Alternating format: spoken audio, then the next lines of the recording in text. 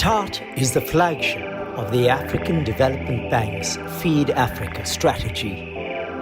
With over 100 scientifically proven technologies, we are the go-to investor and government opportunity portal in Africa. Bringing new technologies to you, together with access to markets in 31 countries, your return on investment is far more secure.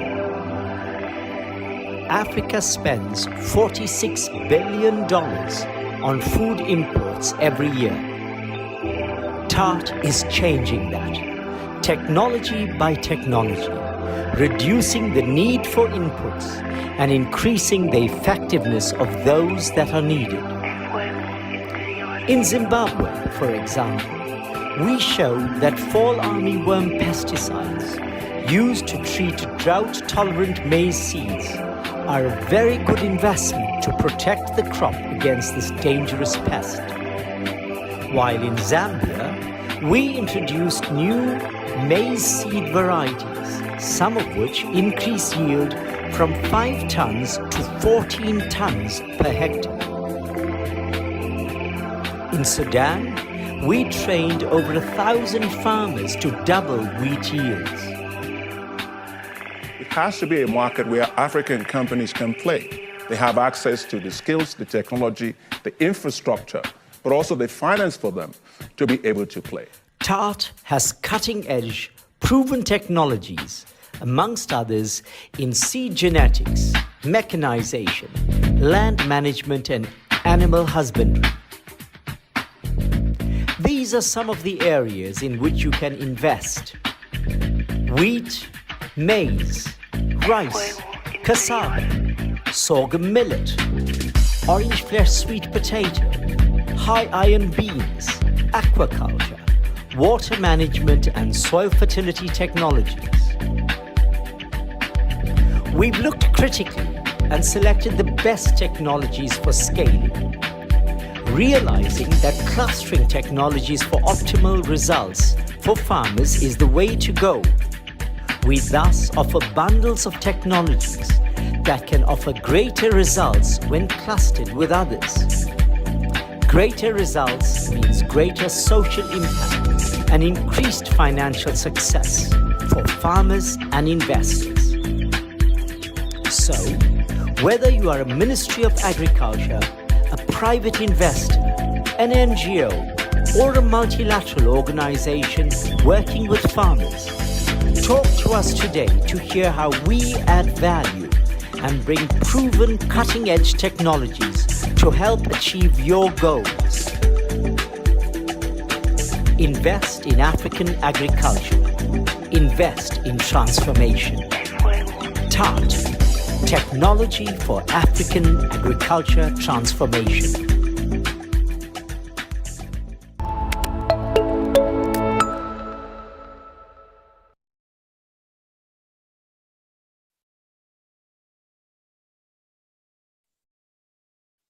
Good morning, everyone. Welcome to the second TART Investors Forum. My name is Nkiru Parike, co-founder of Envirogrow Farms and an agripreneur. Basically, I'm a farmer. From the video that I just played, we all have some background about TART, as I'm sure not every one of our attendees have heard about it. TART, Technologies for African Agricultural Transformation, is a program funded by ADB, the African Development Bank. And its aim is to increase agricultural productivity in Africa by deploying proven and high-performing agricultural technologies. The TART works under what they call 6 programs called enablers: the soil fertility management, the water management, capacity development, policy support, attracting African youth in agriculture, and fall armyworm response. In 3 years of implementation, TART has recorded success in deploying proven technologies to Africa at scale, enabling them to increase yields and sustainably improve their livelihoods. You can get more details of the work TART is doing on their website. So why the Investors Conference?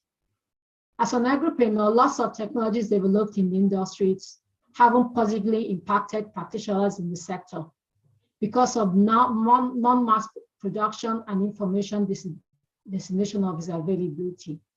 And even when that technology is known, it's known to a few players. But this conference brings together everybody on a level playing ground for you to get a piece of the pie.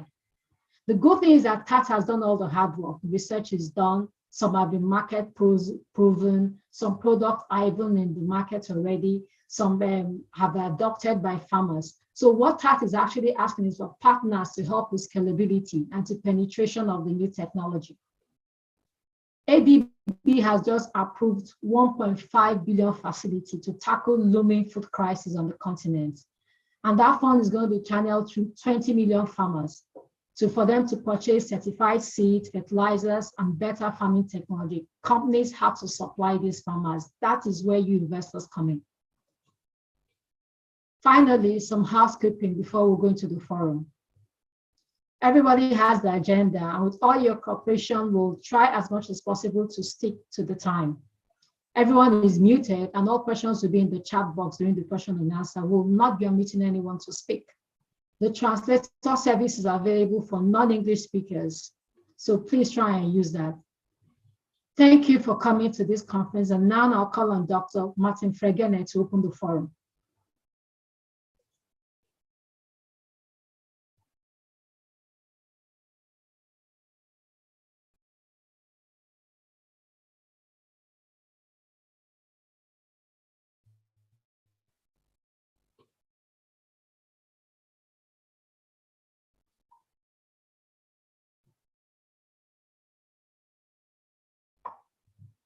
Dr. Martin.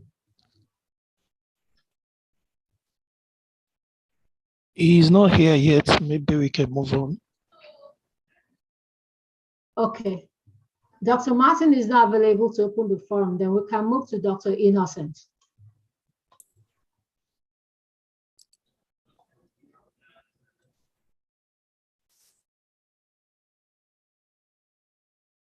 Good morning. Dr. Innocent, are you available? Good morning, sir. Good morning. Can you hear me and see you? Good morning, you can start. Thank you very much. I know Martin is engaged in another commitment. We are having now annual meeting of African Development Bank happening currently in Ghana, and is playing a major role there. So apologies for not being available this morning. So I know the key message would like to share with the audience, and I will try not really extract, but to reflect exactly the expectation from the bank, and also expectation from this strong partnership between technology developers and private sector.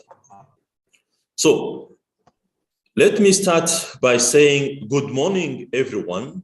All due protocol to our guests respected, and participants who managed to get time this morning to be with us for this investor forum today.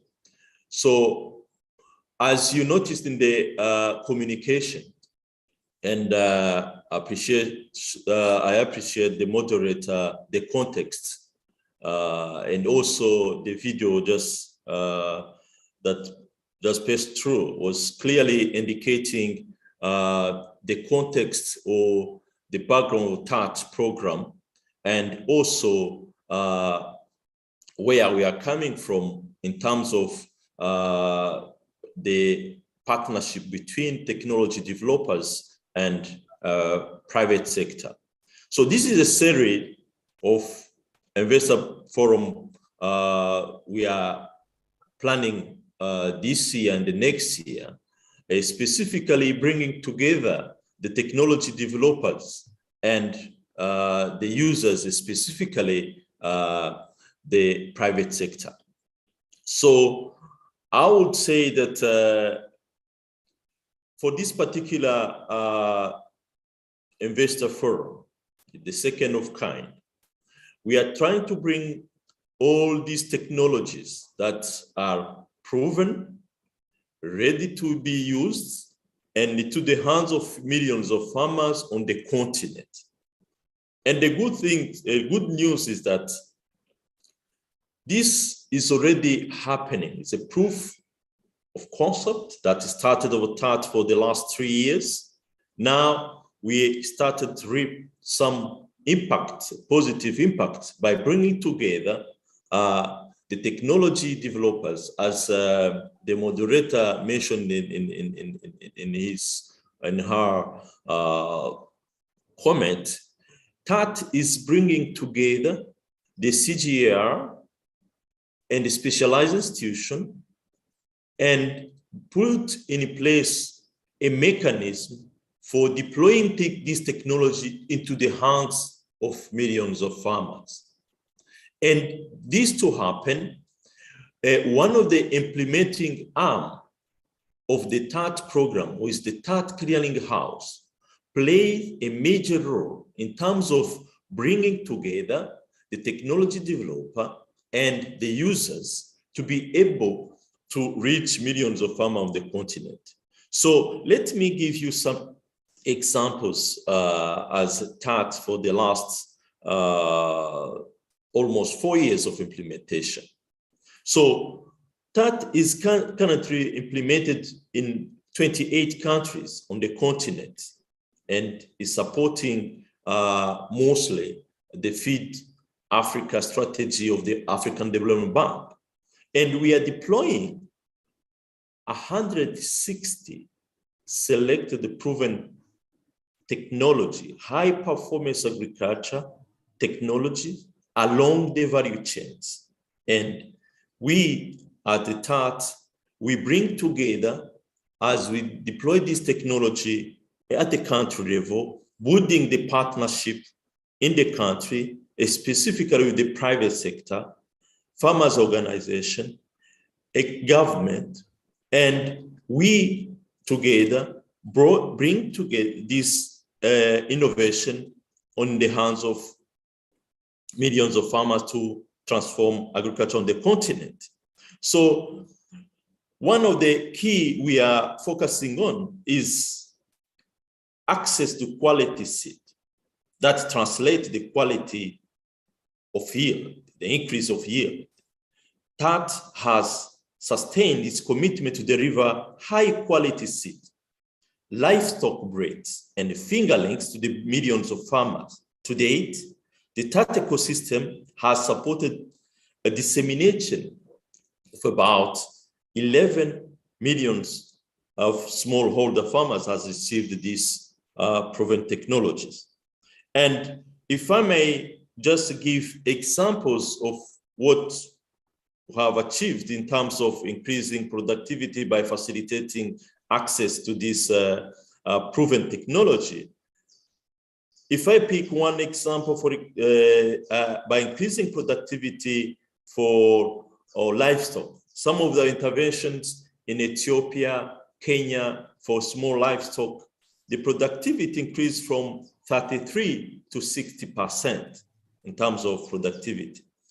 The high-on beans that is being produced mostly in the East African part of the West Africa, the productivity has increased to up to 113%. So this is some of the examples that I wanted to just put in play to give as example that will indicate some of the achievement that we as a TAT have achieved without mentioning, for example, by using the TAT proven technology for rice, we increased more than 20%, the orange sweet potato 40%, the sorghum millet, which is more on the West Africa Sahel region, that has increased up to 80%. So this call today is to sustain and reach more farmers by mostly working with private sector.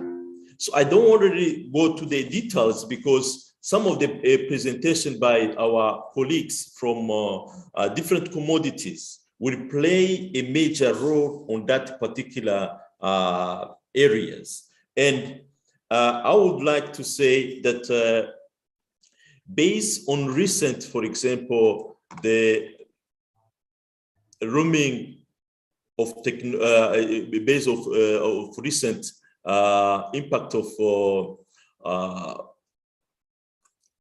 the current war in the Ukraine, that is going to play a major role in terms of facilitating access to productivity to millions of farmers, mostly by accessing proven technology to wheat, maize, rice, and soybean, to make sure that we as Africans, we are able to cope to this negative impact of the Ukrainian war through the African food production facility that has been recently approved by the board of the African Development Bank for a value of 1.5 billion that will make sure that by availing the proven technology to the farmers on the continent, we are really ready to cope with this impact of this war.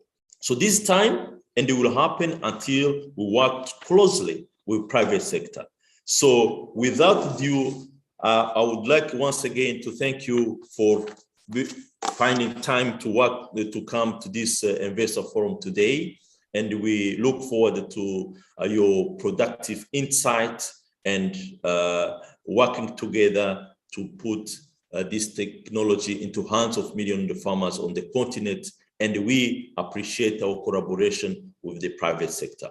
Once again, thank you very much. And I wish a very productive investor forum as we respond to the needs of our farmers on the continent. Thank you. Over to you, moderator. Thank you very much, Dr. Innocent. And we have Dr. Martin Fregene now ready to give us his talk. Oh, thank you. Yeah, good morning, everybody. And I hope you can hear me. Loud and clear. Okay, thank you so much. And I apologize for joining a little bit late. We are at our annual meeting in Accra, and it's been a little bit crowded. So thank you, Federico, and thank you, colleagues, for inviting us to share again our experience on bringing the private sector into farm inputs distribution. Coming at the time when Africa is seeing some incredible, impacts from exogenous shocks, to its food supply. And if you think about it, Africa has a sudden shortfall of 30 million tons of cereals, mostly wheat and maize, due to the war in Ukraine. Having a source of cheap grain, cheap cereals to buy is very attractive for many countries. Why do you have to spend money developing your sector when you can just buy very cheap grain? But now we're seeing that policy and not being such a good policy, because suddenly you're having to bridge 30 million tons of cereals that comes from Ukraine, and that has put us in a real big difficult position. The African Development Bank, we already have launched what we call the Africa Emergency Food Production Plan. But then why does Africa have to deal with the emergency? We go from one emergency to another. First of all, it was COVID. We had a big emergency. We had to give out food, food aid. We had to kind of help farmers, increase production. Again, we have the war in Ukraine. Are we going to go on like this? Why don't we do the structural transformations that are required to make our agriculture market-led? In a sense, it's the market that provides farmers with inputs. It's the market that offtakes from farmers. It's the market that ensures farmer gets extension to use the best technologies for production. Why don't we have, like in the rest of the world, like in Europe, like even North Africa, in South America, why don't you have the private sector being the people distributing inputs, being the people providing extension, being the people, off taking from farmers. And the market, this the market, is no doubt about it. It's a market in Africa for cereals, for food. So why doesn't that market, also manage the inputs, the distribution? Why doesn't that market also, be responsible for everything about production, about mechanization, everything about, about extension, about finance? Why doesn't my market be responsible? So here are my thoughts on creating a market-led input distribution, not just input distribution, but also outputs, markets, agriculture in Africa. There are 4 things I think we need to really get right. Number 1 is the policy environment. For example, seeds. Certified seeds require regulation. You must have a seed council or a seed agency that actually tests what we call certified seeds, test them for purity, test them for germination. So we need to strengthen the seed system. We need to strengthen the regulatory environment. We need to strengthen the national seed agencies to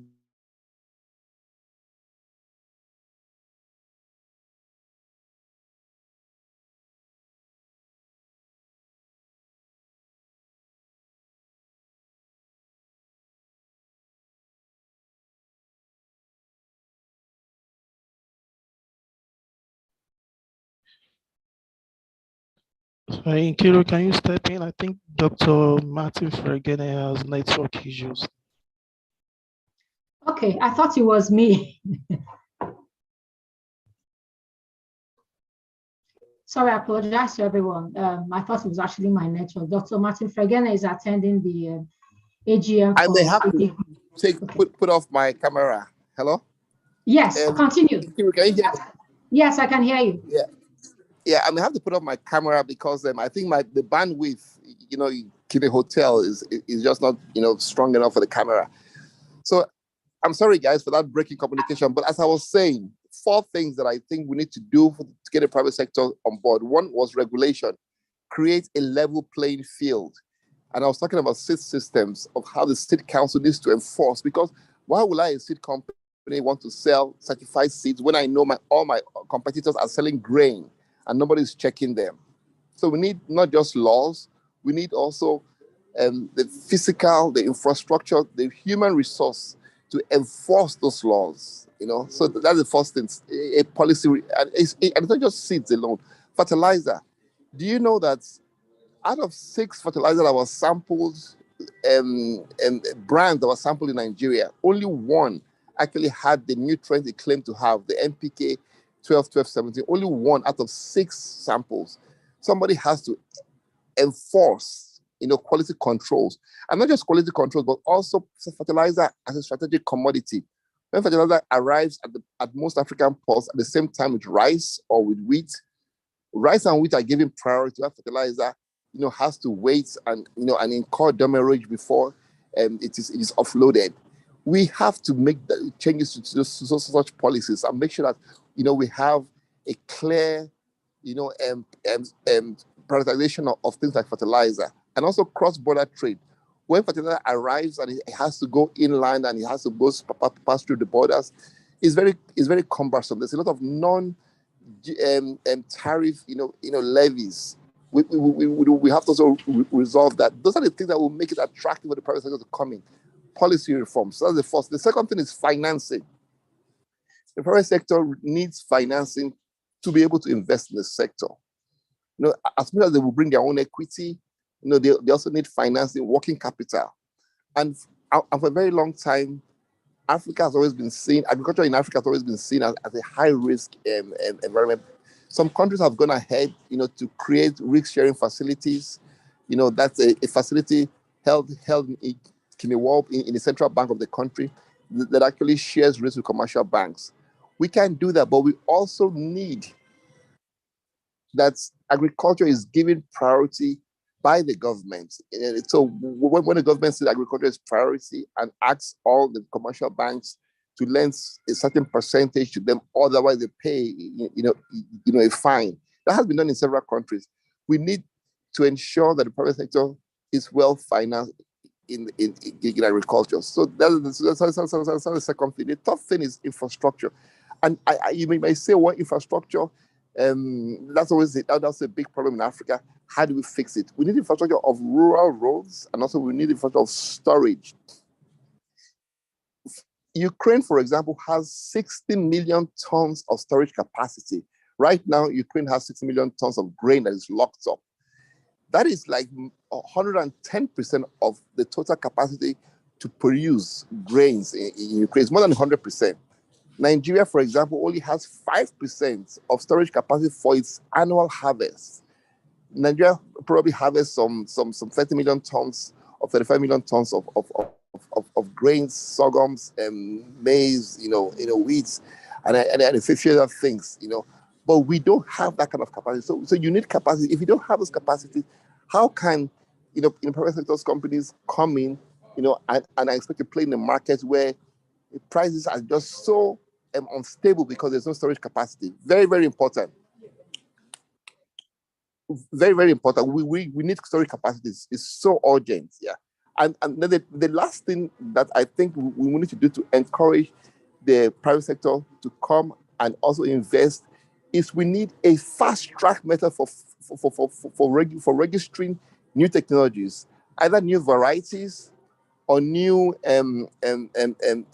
chemicals or new things like like Nodumax that are used for soybean and also used for legumes, or new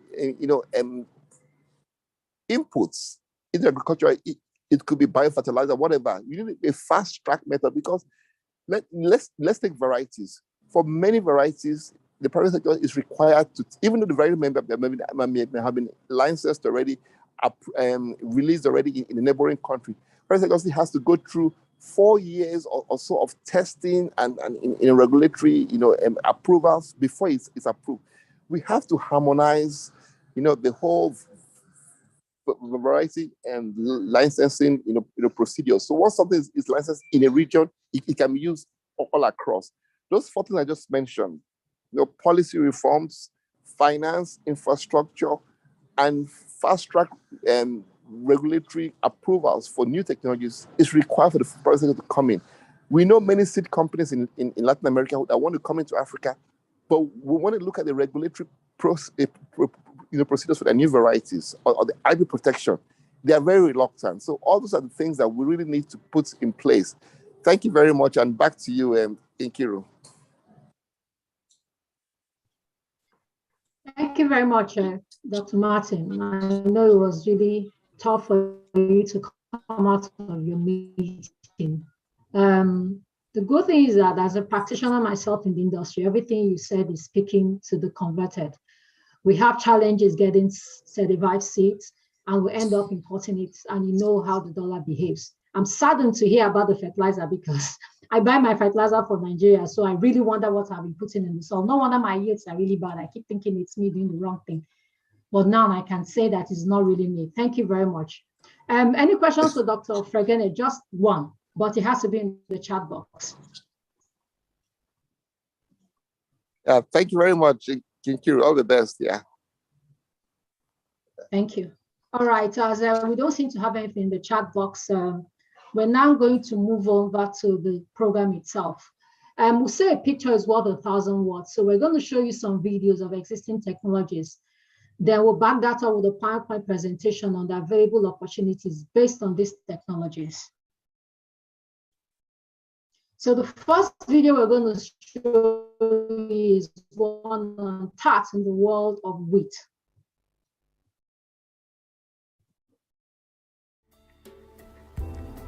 Tart in the world of wheat.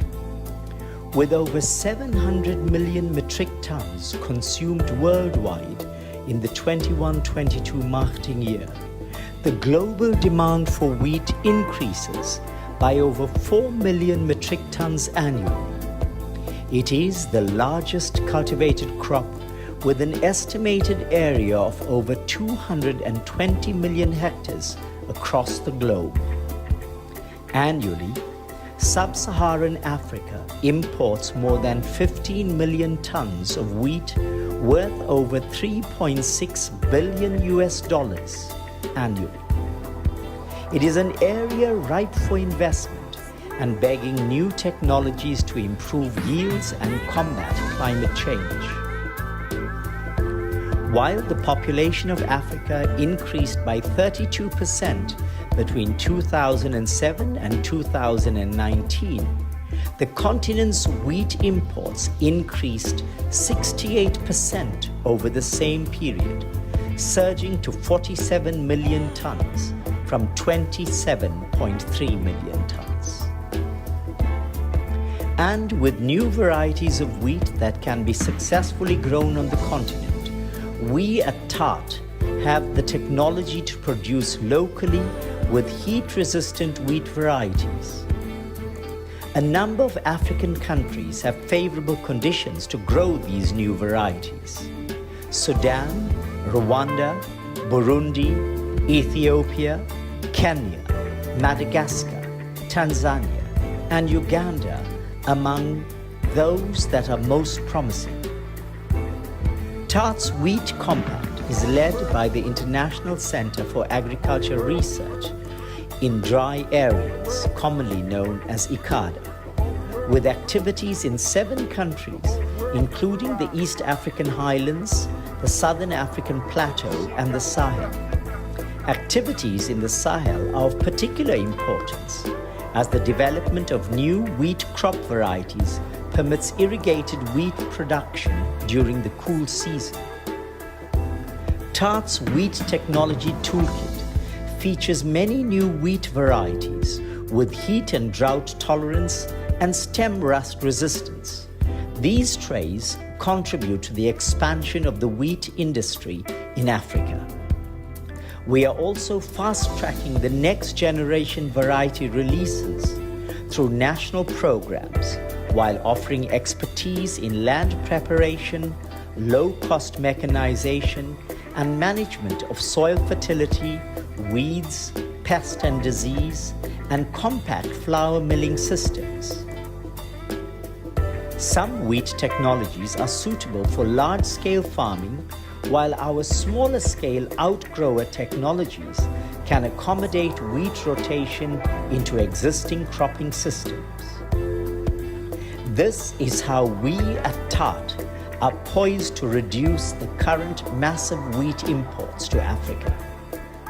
So, whether you are a government, a private investor, an NGO, or a multilateral organization, talk to us today if you are interested in increasing wheat harvests. Invest in African agriculture. Invest in transformation.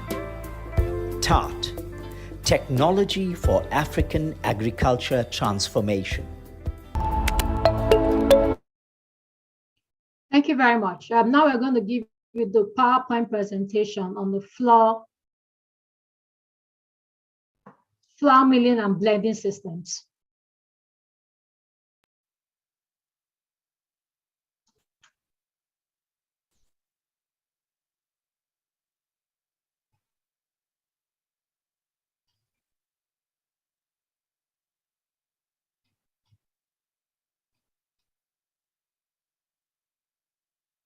Hope everybody can see that.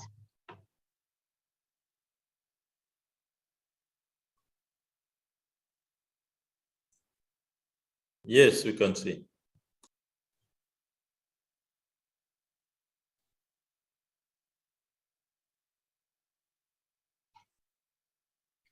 All right, the flour milling and blending system is a set of millers that farmers can use close to their farm.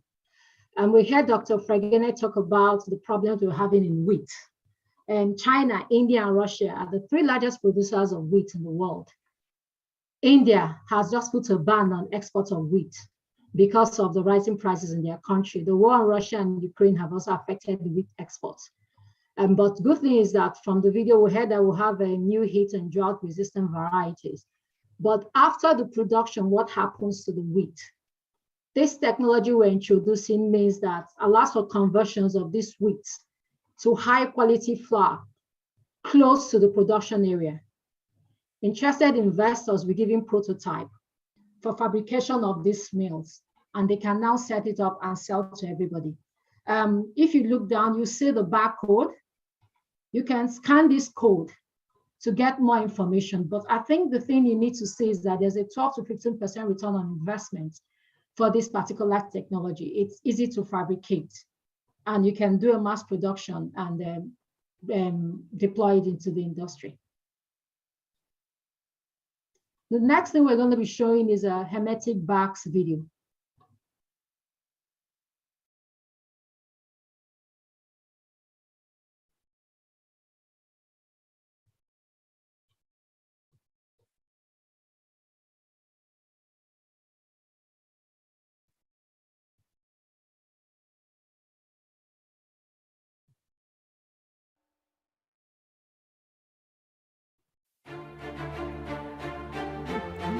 In sub-Saharan Africa, post-harvest loss is estimated to be up to 4 billion annually.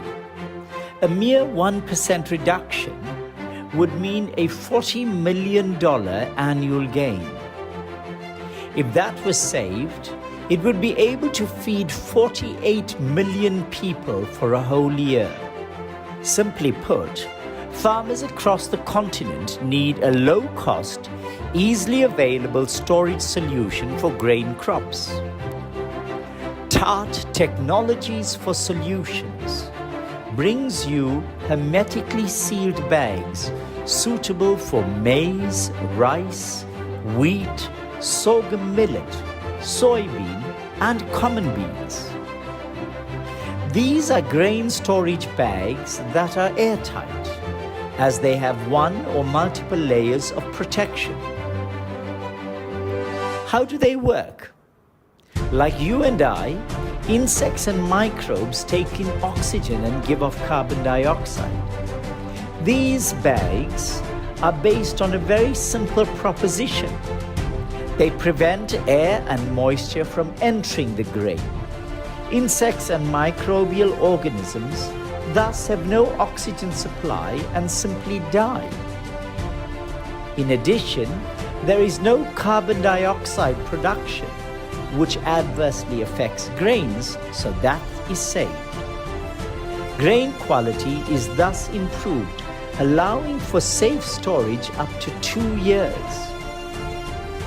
The total project setup cost for a manufacturing unit is just under $500,000, with $1.24 million in working capital required. In summary, they can be manufactured for between $1 and $1.50 per bag, including raw material and labor, and in sub-Saharan African countries, they can be sold for between $2 and $3 per bag. They are already being manufactured in Rwanda, Tanzania, the United States, and China as demand grows globally. For you, the private sector investor, this is a proven technology offering a substantive commercial opportunity as current demand far outstrips production. Invest in African agriculture. Invest in transformation. TART, Technologies for African Agriculture Transformation.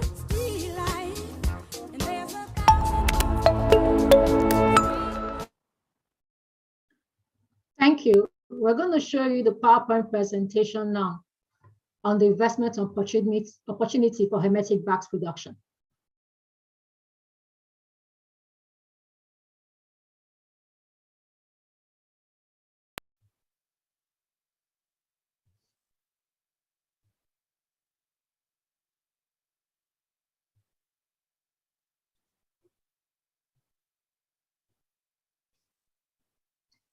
We saw from the video we had listened to that $4 billion is lost, post-harvest loss is due to pests. And the crude drying process for some of these are grains, introducing pests to the products by the time they are packed. In Nigeria, we pack our grains in sacks, jute sacks. And to keep it away, put weevils and the rest away from it, buyers, farmers, resellers, wholesalers add dangerous chemicals. The most common one being what we call here in Nigeria, sniper. The chemical name is DDVP, dichlorovinyl dimethyl phosphate. And we have had high incidences of death due to consumption of grains laced with this sniper. For me, on a personal level, I store my grains like beans in the freezer, but this is not an efficient use of my freezer. But that is the only thing I have found that keeps away weevils. So having these bags available will not only help the farmers, the producers, the wholesalers, retailers, but even households like us. It costs about, they said it's $500,000 to set up. And look at the return on investment. That is what we should focus on. Please scan the barcode to get more information about this.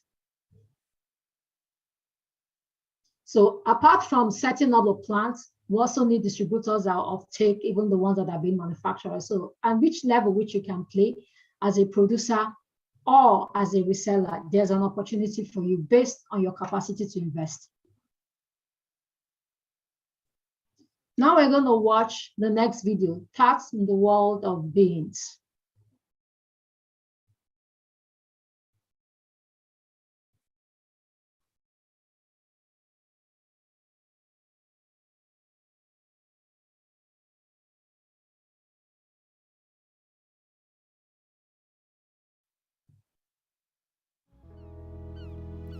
Tart in the world of beans. Let's talk beans. The humble common bean has great potential to improve health, food security, and incomes of the most marginalized communities in Africa, not to mention making a significant contribution to national economies. As a result, beans are becoming an ever more important crop. The common bean is rapidly evolving from a subsistence to a market-orientated cash crop. It is the most important, most widely grown and consumed grain legume in Eastern, Central and Southern Africa, where about 6.3 million hectares of land is used to grow beans annually. Per capita, bean consumption in Eastern Africa is the highest in the world. In Western Kenya, Rwanda and Burundi, people eat their body weight in beans every year, around 50 to 60 kgs. And beans are quickly gaining importance in countries such as Cameroon and Guinea in Central and West Africa. Beans means healthier people. Beans are not only a superior source of protein, they are also one of the best sources of iron and zinc, two of the most common nutritional deficiencies affecting more than 2 billion people in the world. So, it stands to reason that beans plays an important role in combating malnutrition, particularly micronutrient-rich varieties in combination with other food crops. Beans means expanding markets. Bean sales exceeds $500 million annually and have an export value of about 110 million. The growth of specialized niche bean markets, such as snap beans and navy beans for canning, for both domestic and foreign markets, has contributed greatly to this, along with rapidly expanding urban populations which drive the bean trade. Bean products are now served in popular high-end hotels and restaurants, offering smallholder farmers more lucrative and sustainable markets for their products. Our beans research partner, PABRA, works with more than 350 partners and members across 30 countries in sub-Saharan Africa to meet the growing demand of beans across the continent. Beans means impact. So what's in it for you? Whether you are a government, an investor, or a development partner working with small-scale farmers, talk to us today about how beans can transform businesses and communities that you touch. Invest in transformation. Invest in TART. TART, Technologies for African Agriculture Transformation.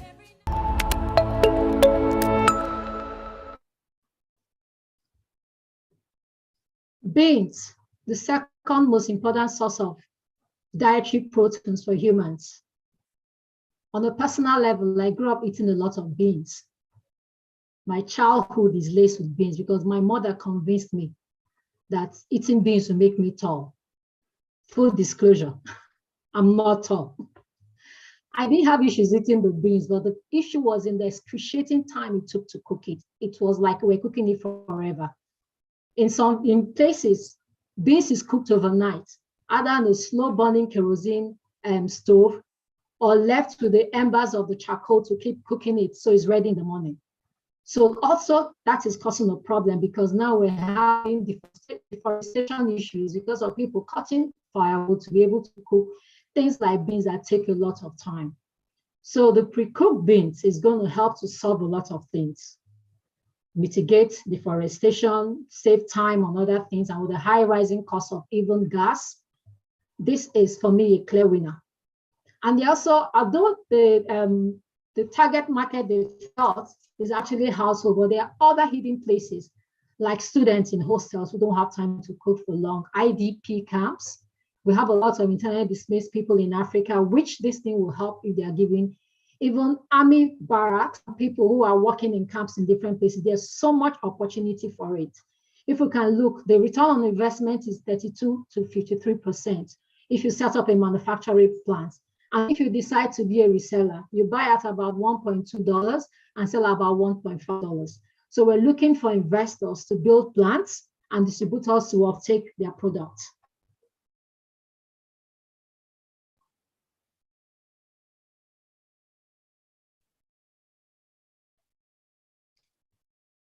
Now we're going to have some success stories videos.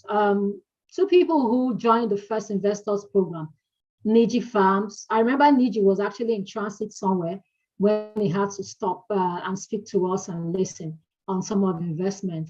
And the Dangote Group are going to show us a video of the success stories based on what they got from the First Investors Forum.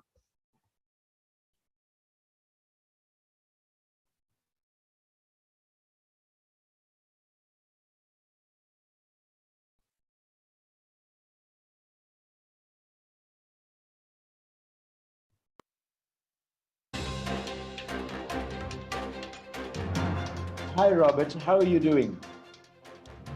Yeah, thank you, Pran. I'm doing very well. Everything's good. I'm in my office in Lagos, in Dangote. Yeah, thank you for agreeing to talk to me today.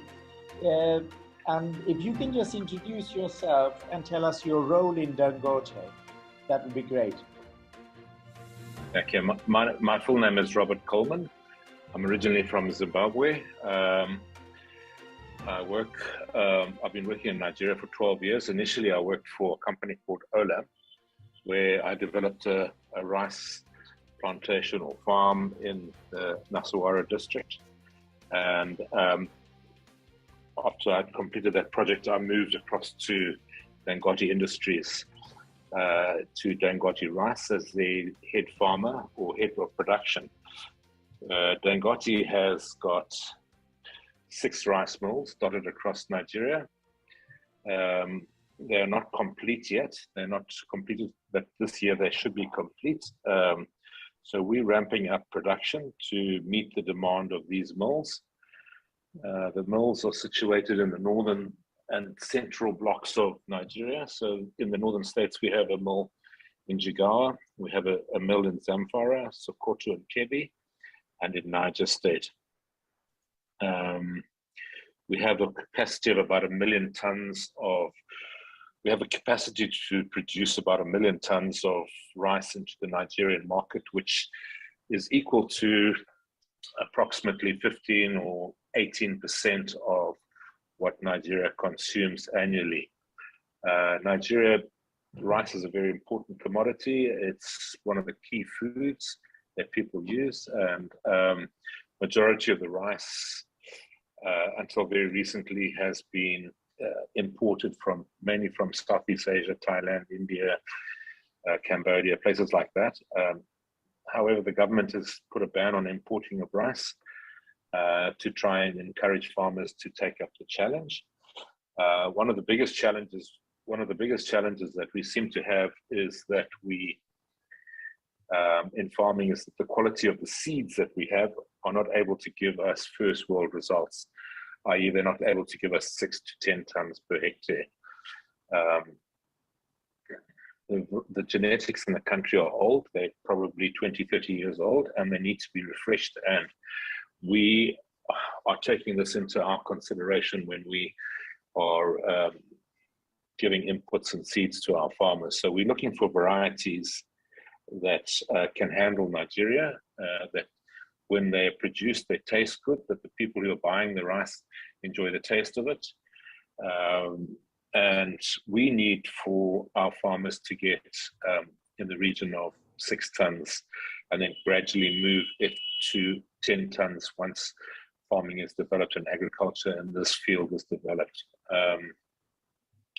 It's a little bit more complicated than just getting better yields. We want something that we can, once we go through our rice processing in our rice mills, that we get a 60% outturn of paddy to rice, saleable rice. At the moment, it's sitting using the varieties that are common in Nigeria at the moment. They get 50 to 55%. And if we could get it to 60 to 65% as they're getting in Brazil and other countries in the world, this would make rice more profitable for the millers and more profitable for everybody, I guess. So we've been talking to Africa Rice. Africa Rice have offered us 5 different varieties that we've sort of chosen, and we're going to test them out on our research and development farm in Katsina. We're looking for 4 lines which will be suitable for outgrower farmers or small-scale farmers. Majority of farmers in Nigeria are small-scale farmers. Almost 90% of the farming in this country is done by small-scale farmers. So we would like to be able to offer them seeds that can give them better yields, and also our mills can get a better outturn. We're also testing one of the varieties that they've offered us as a hybrid, which would be better suited to our commercial farming enterprises. And this should get yields in excess of 10 tons a hectare if we can do it right. So that's in a nutshell what we do and how we've been helped by the Africa Rice endeavors. Well, thank you very much. Thank you very much for sharing that with us. A lot of the private sector investors in this forum here today would like some advice. As you know, Dangote is quite a big player on the agriculture market in West Africa and even wider. What advice would you give them? Some of them are young entrepreneurs and some are more established businesses. What advice would you give them in terms of how they could engage with TART to take advantage of the opportunities that TART Technologies offers? So my advice to farmers across Africa or across anywhere would be to possibly start, if they're starting out, probably start a little bit small, get the best technical advice to do it. So training is important. Try and attend as many good training exercises as possible, and try and obtain the best ingredients you can to make your crop grow better. Buy high quality fertilizers, good quality proven chemicals, have enough water, have enough money to pump water, find the best genetics. That gives you the best chances of success. Don't take seeds that have been reproduced and produced for years and years. The yields will drop off. You need to try and look for the best quality inputs you can afford, and rather keep your hectares smaller and get better yields and be more effective than to go too big and cut your fertilizers or cut your key inputs that you need to grow your crop. Okay, thank you very much, Robert. It's been a pleasure talking to you, and we look forward to inviting you to the next Investors Forum. Thank you very much, Brent. Have a good day. Wonderful. Thank you.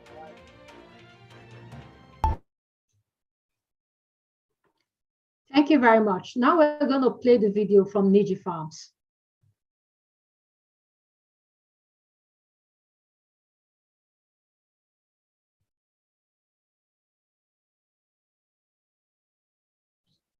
Ikuru, can you move to another video, please?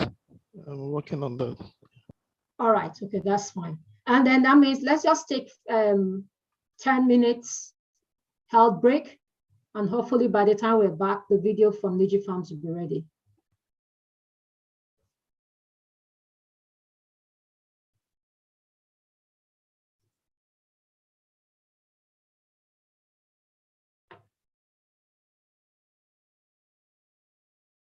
So basically we'll be back here at 10 minutes after 10.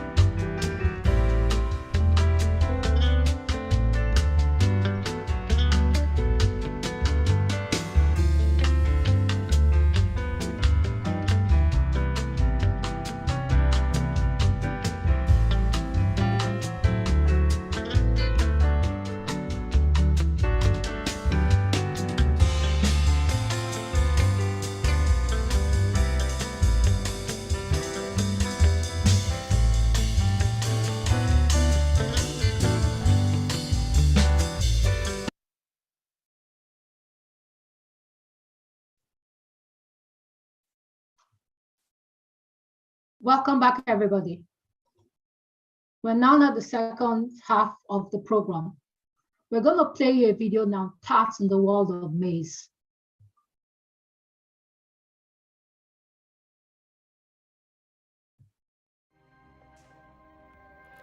Tart in the world of maize.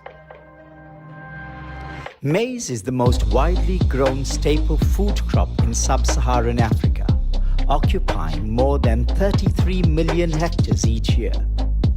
In vast swathes of sub-Saharan Africa, maize accounts for 40% of cereal production, with more than 80% used as staple food. The population in Africa is projected to double between 2010 and 2050, which means a doubling of the current market demand for maize. So, if this is a staple high-priority crop in your country, talk to us today. We at TART have proven technologies to increase maize production. Our maize science partner is the African Agriculture Technology Foundation, active in 23 sub-Saharan countries.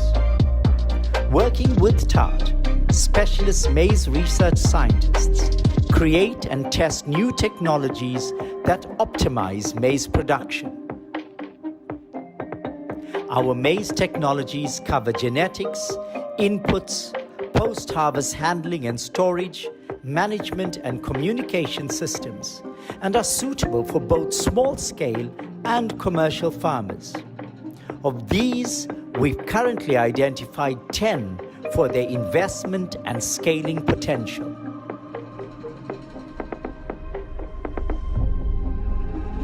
So whether you are a government, an investor, an NGO, or a multilateral organization interested in increasing maize production, we have the technologies for you. So contact us today. Invest in African agriculture. Invest in transformation. TART, Technology for African Agriculture Transformation.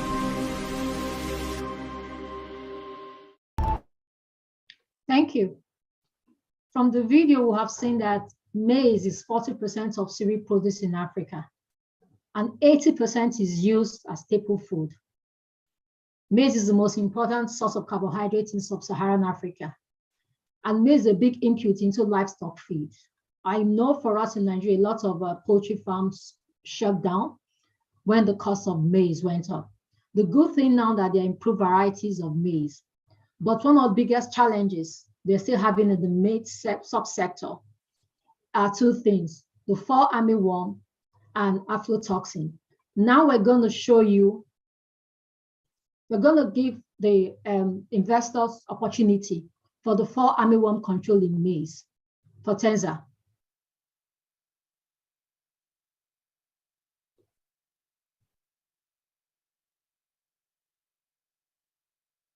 Potenza is a product that's been developed to combat the fall armyworm.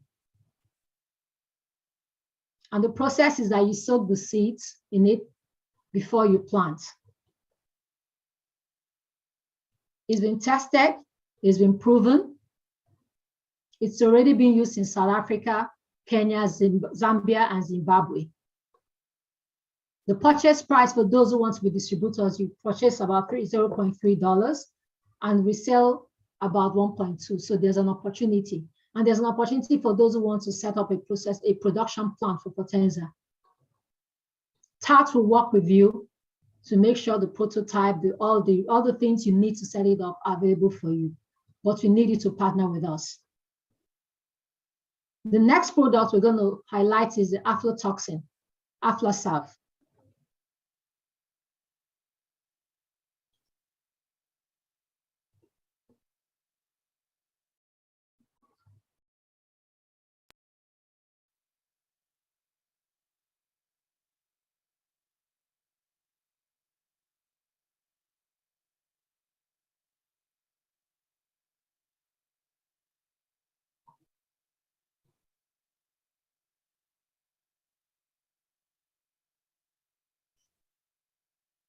Aflasafe is a safe natural solution to aflatoxin contaminants.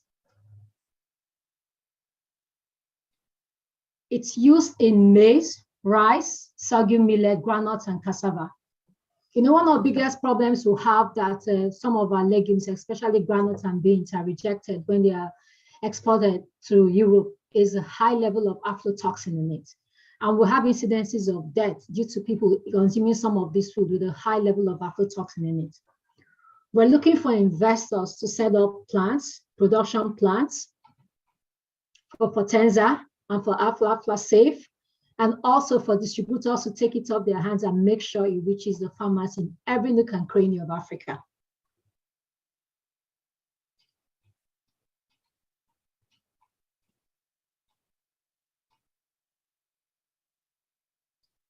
Now the next thing we're going to play for you is a Touch on the World of Rice video.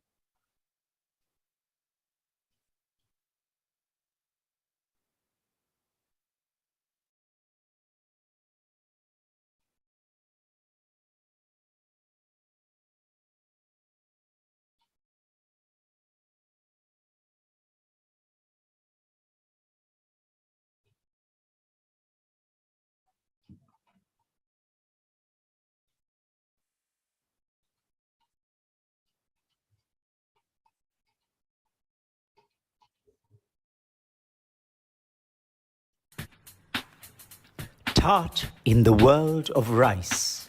The global demand for rice is staggering. The most widely grown rice variety is the staple food of an estimated 3.5 billion people across the globe. In Africa, rice has been cultivated for more than 3,000 years and is the second most important source of calories. The African rice, Oryza glaberrima, is unique to Africa and is an integral part of many cultures and communities. Rice is grown in about 40 African countries by more than 35 million smallholder farmers. It is the fastest growing staple food in terms of consumption, with demand growing at more than 6% per year. While Africa constitutes only 13% of the world population, it accounts for 32% of world rice imports, making the continent a big player in international rice trade. Local rice production covers only 60% of current demand in sub-Saharan Africa, resulting in imports of almost 15 million tons per year, costing almost 6 billion. Increasing rice production is thus a win-win scenario for investors and governments alike, with ready local markets while also increasing food security and reducing imports. Tart's Rice Compact is led by Africa Rice and has established partnerships in 16 countries.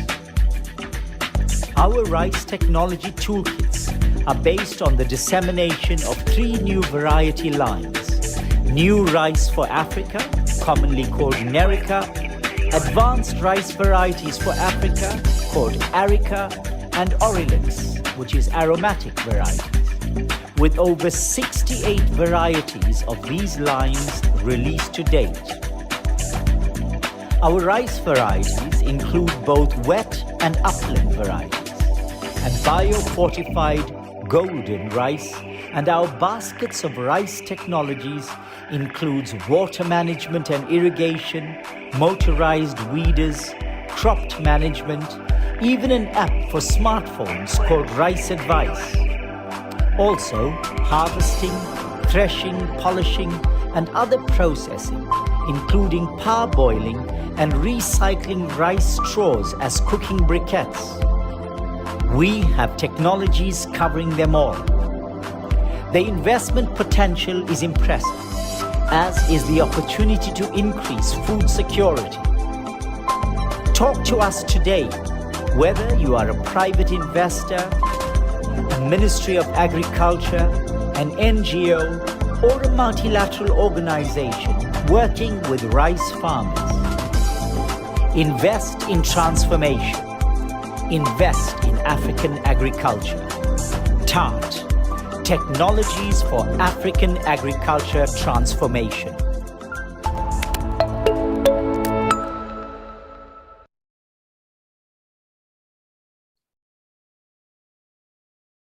From the video, we can see that there's a 40% gap between demand and supply of rice in Africa, which actually translates to 50 million tons per year.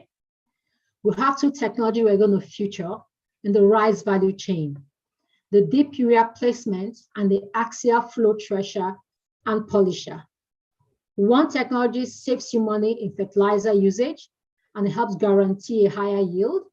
And the other technology helps translate that high yield into a high value finished product.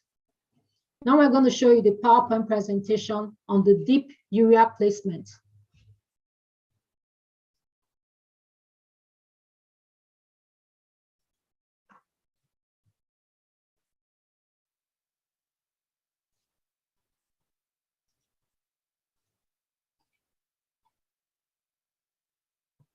This technology involves using urea briquettes, not granules. We're all used to urea granules. So the briquettes are larger in size. You make a hole 7 to 10 centimeters below the soil and you put it in. It's for more efficient fertilizer absorption. We've all had, fertilizer has actually gone up by over 300% since the start of the Russian-Ukraine war and everything. So having an efficient system of using your fertilizer will save you a whole lot of money. In Nigeria, I know Lagos State is building a 32 million metric ton per hour rice milling plant in Imota, and they're going to need a lot of paddy rice. Using these briquettes, urea briquettes, it means that your production will actually increase and we might be able to meet the demand for all the rice with all the mills that are being set.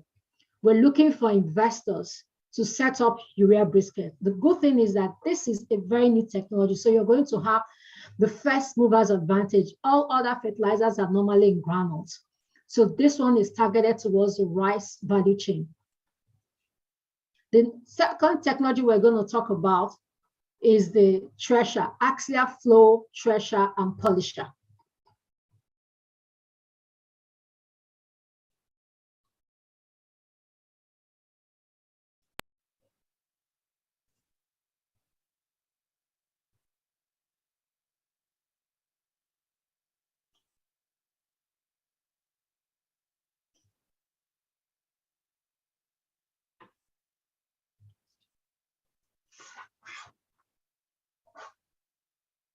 I grew up eating a local rice that was called Abakaliki rice. It's rice grown in Ebonyi State.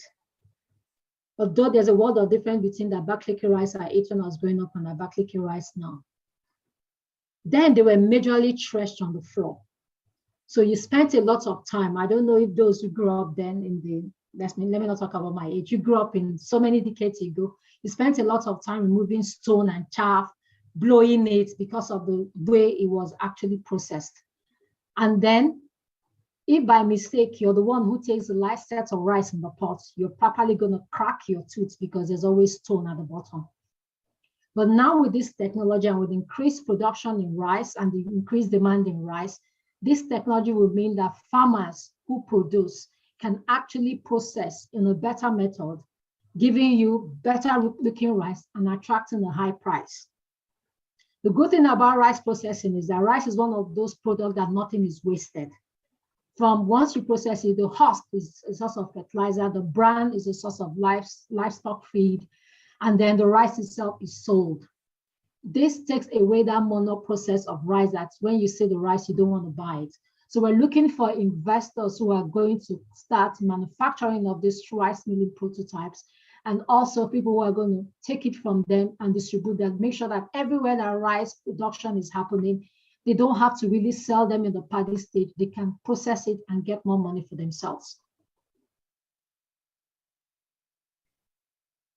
The next thing we're going to show you now is TART.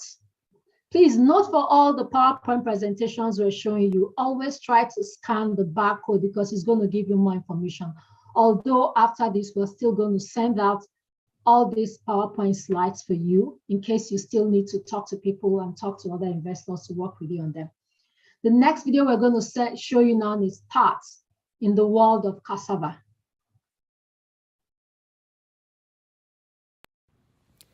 Tart in the world of cassava. Global consumption of cassava starch alone was over 40 billion in 2018 and is projected to reach over 65 billion by 2026.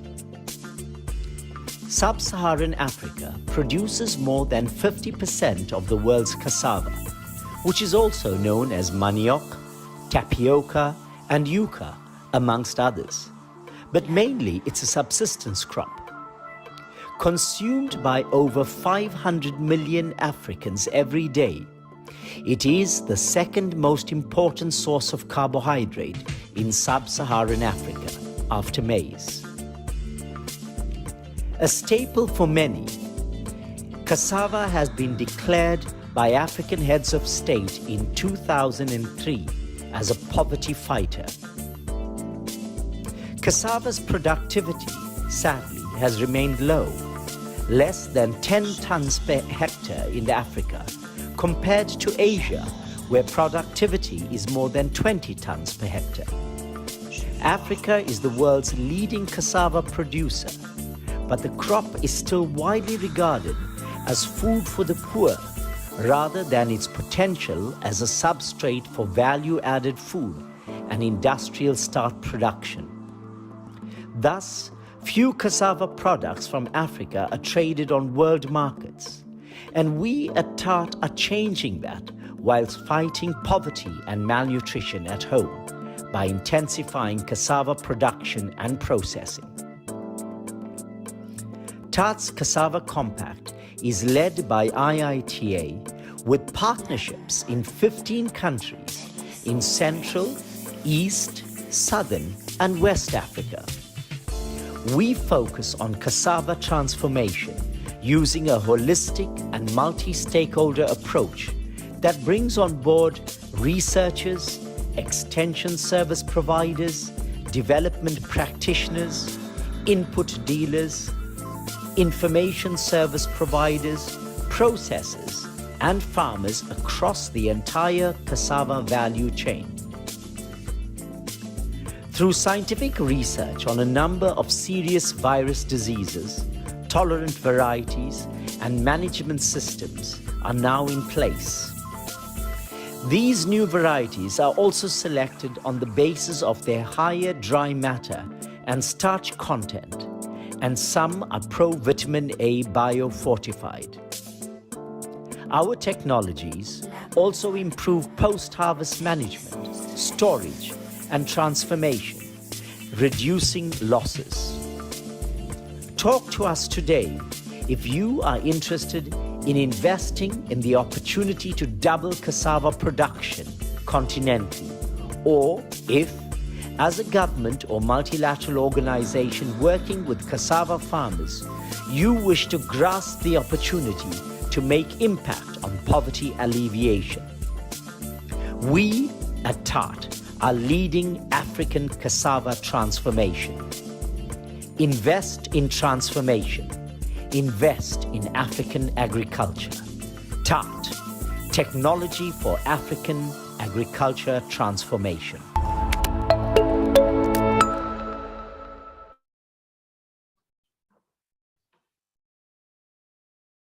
Cassava is the second most important source of carbohydrates in Africa, second to maize. Unfortunately, while Asia, they have production now of over 20 tons per hectare, we are still struggling with less than 10 tons per hectare. And one of the major issues is actually the source of cassava seedlings that are put in. We have two technologies we're going to talk about, or we're going to feature for you, which will help address some of that issue. The first one is the SAH technology.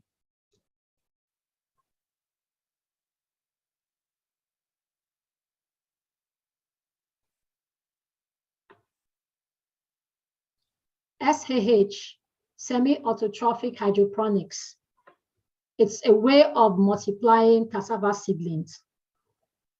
Every 2 to 3 weeks, you plant, you cut, you replant, you keep having new plantlets. And when they are ready to 6 to 8 weeks, you take it out to the field.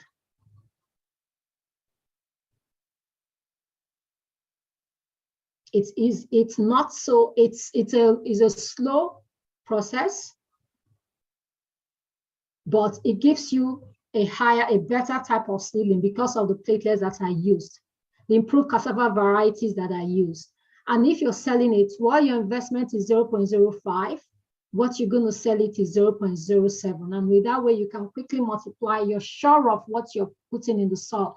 Because typically what happens during the planting season is that farmers just go buy any stem from anywhere and plant.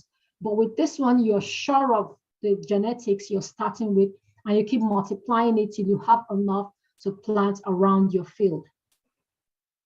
The next technology we're going to talk about is the cassava bulking technology.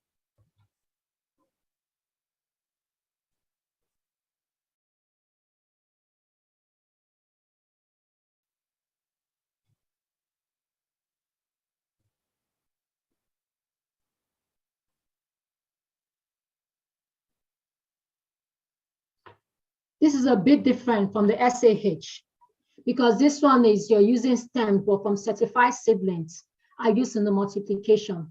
The two technologies can work hand in hand, but the SAH, you do the first step. That means you do the multiplication through the SAH, transplant it on the field. When they have grown, you harvest them, you cut the stem, and then do your cassava seed bulking. These two processes will help you. You can do one, you can decide to do SAH, you can also decide to do only cassava seed bulking, or you can use the two to multiply. The most important thing is that you're sure of the variety you are going to plant. And with the seed bulking, a community can come together, get the platelets or get the stem, and decide to do the bulking closer to them. So everybody in that community will be part of the multiplication and be able to get the right stems for them to increase their production. We can still be struggling with less than 10 hectares in 2022 after all the research that has gone into good cassava genetics. But the problem is getting access to it. This technology helps now for communities to get access by having farmers do it on their own, investors do it on their own, or the communities coming together to do it before the planting season.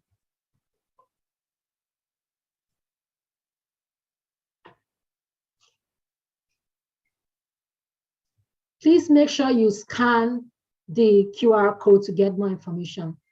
The good thing is that we're ahead of time because we didn't take some questions initially. I don't know if Dr. Innocent is available to take questions because we had to quickly cut into Dr. Fregene so he could go back to the AGM. Dr. Innocent, are you available to take questions now? Yes, moderator, I'm available. All right, so please type all your questions in the chat box. We're not going to unmute people because people will end up talking for more than 2 minutes. So please, you can type in your questions in the chat boxes. And after Dr. Innocent, you can type in all the questions for all the scientists that are behind this technology. So we'll take all the questions and answer at the same time. We are not going to unmute anybody to talk. Please put your questions in the chat box and I'm going to read it out. The first question I'm seeing, can one plant cassava stems without necessarily making hips or ridges?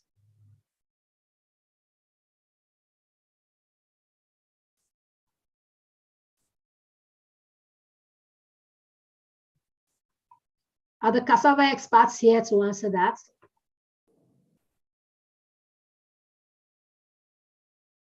Dr. Innocent, can you take that? I missed the question. Actually, I was going through the chat box. Okay. And there were one question that was asked that was sent to you. Okay. By our Ferikowa. It was about affordable. Yes, that was coming from Adeus Food and Farm. And that was very straightforward. They was asking Innocent, are there local fabricators of easily affordable agriculture processing machine like cassava peels and maize. I will not go through the details on this, because I shared in the chat box the link to access to this technology toolkit catalog. That would be easier to get into the details on these technologies as we go forward. All right. Moderator, this is Frederick. I can answer the question on the cassava if you want. All right, please take that. And also, is SAH technology available to private cassava multipliers? That I can say yes, but you can elaborate, Frederick. Yeah, I will go into both. Good afternoon. My name is Frederick Schreus. I'm the Business Development Officer from the TAAT Clearinghouse. And the question on the cassava, can we plant without ridges? The answer is yes, because the point is, if you want to do, for example, mechanized cassava, you need to plant without ridges. But the most important point, and that's quite often forgotten, you need to do a proper land preparation. You need to have a flat land. And we can give you some advice and tips how to do a proper land preparation. And then you can plant cassava without ridges or heaps. So that's the answer on one question. And for mechanized farming, it's even needed, because if not, you cannot do a proper mechanization. That's one. The second is, yes, SAH technology is available, and they are a specialist from the Cassava Compact. So put in your name, your contact details, and then we follow up with you. Keep in mind, you need to have a certain scale. If you have just 2 or 3 hectares, don't think about SAH. Contact a company like GoSeed, who have certified seed suppliers through the country.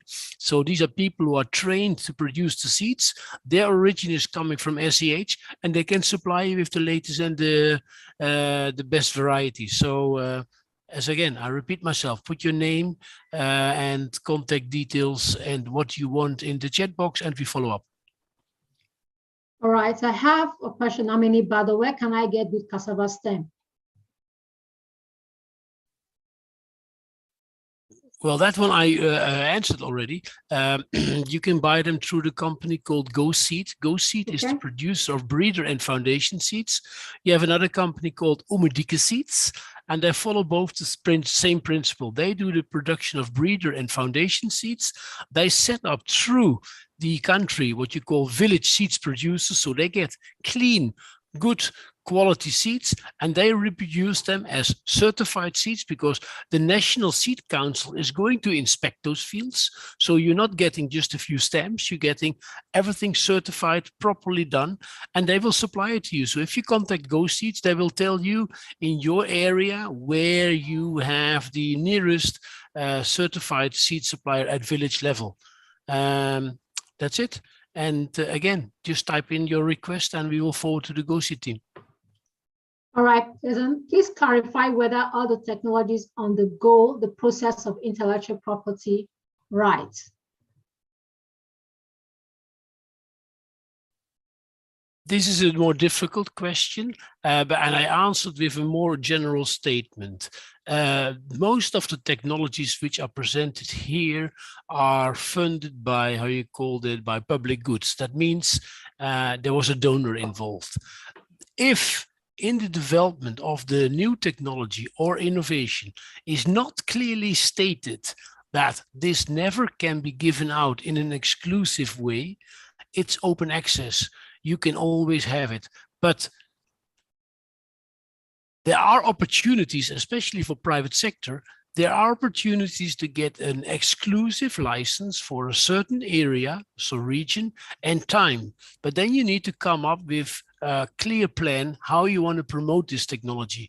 It's not the intention of TAAT or the research institutes to make money from this. It's the intention to scale out the technology to the maximum, to make sure, and I will come back to this in my end words also, to make sure that the African farmer get in a sustainable way access to this technology so he can improve, or he or she can improve his livelihood and income.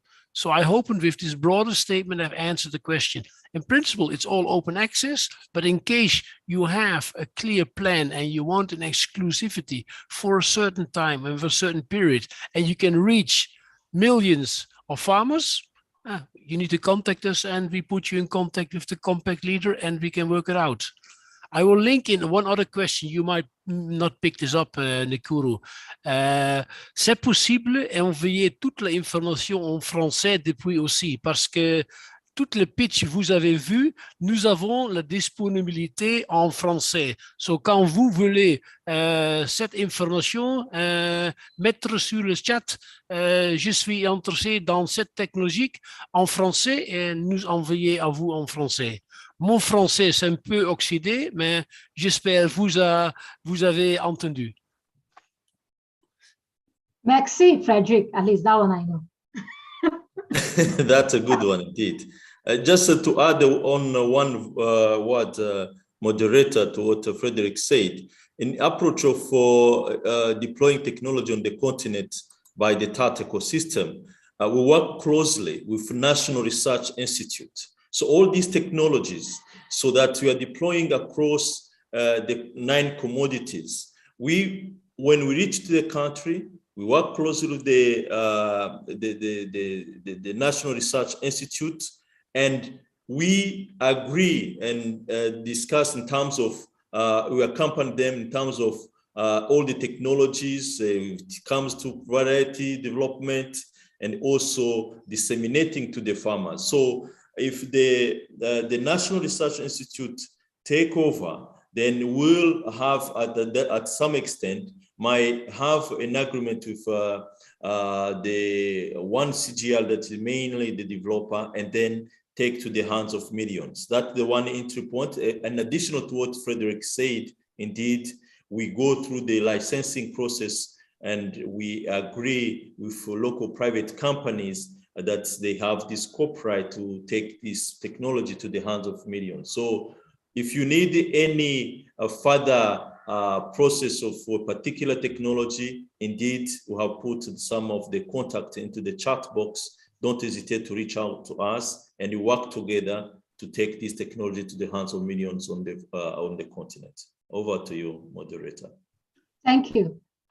Frederick, I'll plead your indulgence to go through some of the charts that are in French. And in case we haven't addressed it, so our Anglophone brothers and sisters don't think they're not part of this conference. So if there are any questions posted by the Anglophones here, no, Francophones, sorry, that we haven't addressed, please just bring up the question and see if there's anybody who can answer it for them. So we are sure they are part of this conference.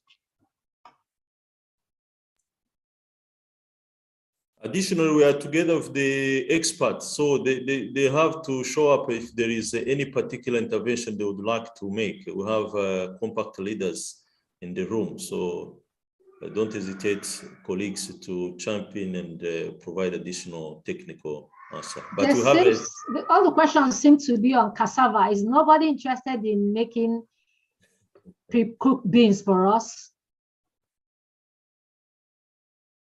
Or the rice mills? Everybody seems to be focused on cassava. We need to increase our maize production because of our poultry and livestock. TAT is here asking you to partner with, they have done all the hard work, the research, product testing, marketing. It's just like somebody has cooked the food, just gave you a spoon and said, come down, come and sit with me and eat.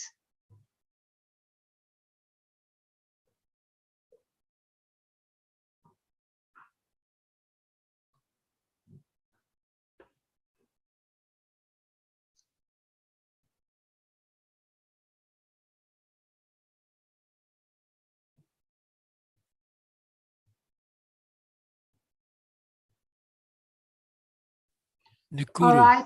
I have one point. C'est in français. So sorry for all the English speakers, but the question was in French, and I will try to answer.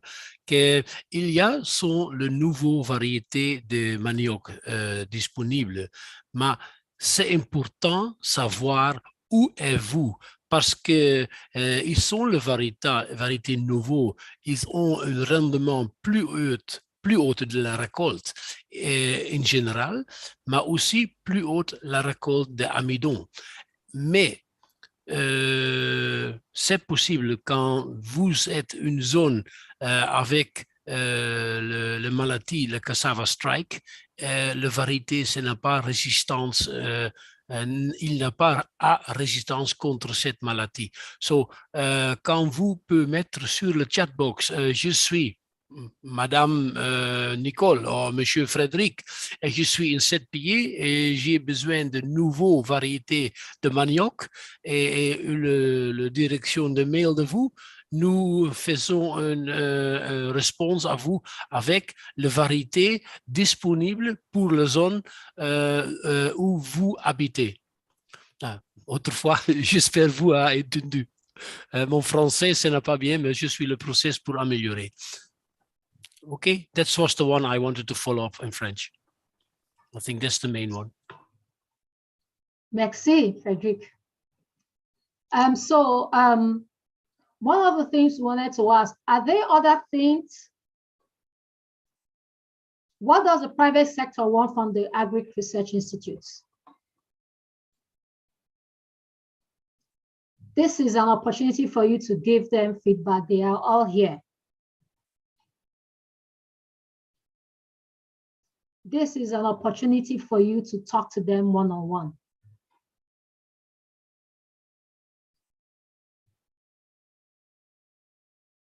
Are you getting the support in your sector based on all the research that have been done and funded for the Agric Research Institutes in Africa? Are they approachable? Can their technology be used by the most illiterate farmer in the farthest part of Africa?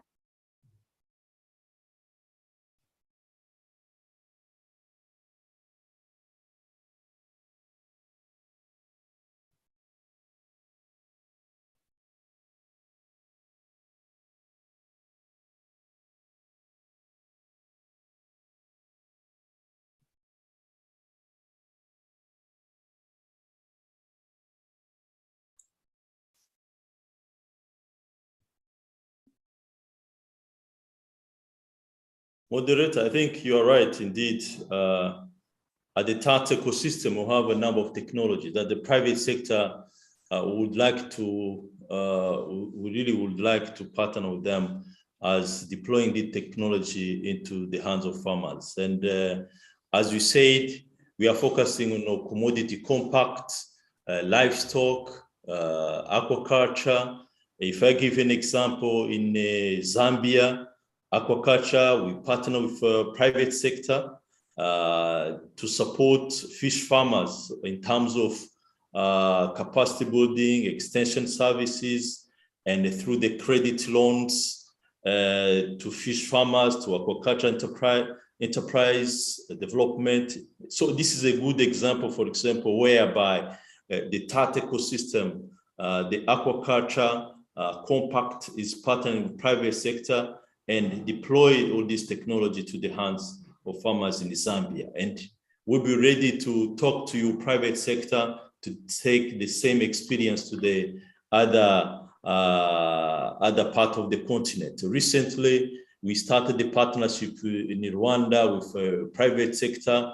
We are exploring how to make a private sector-led fingerlings production. And that can make easily a profit to this investment. It's worth investing in this particular technology, fingerlings production.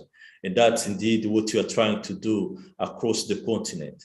At the same time, as Martin said, the key factor is to create the conducive environment. So what are the regulatory framework to make all this being accessible? Because the private sector investing, for example, in fingerlings, would like to have a standard that will follow, that if you invest on this technology, you are sure that there is a regulatory framework that farmers are accessing the quality fingerlings. So this is one of the example we are building on the continent and ready to work with you, private sector. And as we said, we are ready to work with you on these different technologies, as we said, on commodity, on livestock, and also on aquaculture. So I just mentioned that example, as my colleague said, on GoSeed Nigeria is responsible for deploying rapid propagation of virus-free cassava planting material. So what we just presented now, semi-autotrophic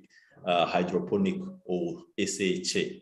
So that was happening in Tanzania, DRC. So we will need to work in another part of the continent to facilitate access to this technology, as we recently started in Togo. So this is another opportunity for private sector. If you look for the high IBN beans, this value addition or processing technologies, so as was presented in the video. So this is a number of a technology that's worth investing for private sector to get a return to the investment. So we really call for our partners, private sector, and we will be ready to go throughout the chain to develop this, making a profitable business together. We have the skills, we have this technology, we provide all it takes in terms of technical assistance to make the business viable and make it profit to you business owners, but also to the farmers on the continent. So, moderator, I think you are calling, and I was trying to add the voice to your call, and I hope we can make it happening. And we have examples. We have examples. You heard from the video talk from our colleague Dangote. We started the negotiation, and they are ready to take up to these high-yielding varieties to their schemes and beneficiaries. So that's a number of examples, but we want to reach more farmers through this partnership, and it's possible, and we have started, and we are going on the right way. Over to you back again. All right. Thank you very much, Dr. Innocent. Niji, we're not able to play your video, but can you raise your hand so we can unmute you to just talk 5 minutes about the success story based on the last investment forum? Is Niji online? Okay. We're going to unmute you now just to speak. All right. Yeah, can you hear me? Yes, we can. Okay, sorry for late. Sorry, today, can you start his video so to make it better?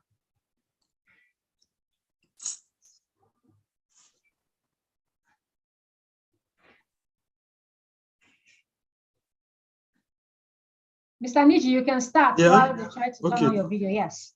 Okay, thank you. Yeah, yes. Madam Enkiru, thank you. Good morning, all. My name is Kola Adeniji.